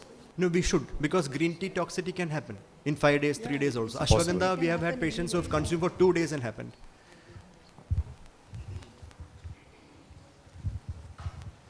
Okay, if there are no further questions, thank you very much. It was a very interesting thank you. talk. Thank you so much.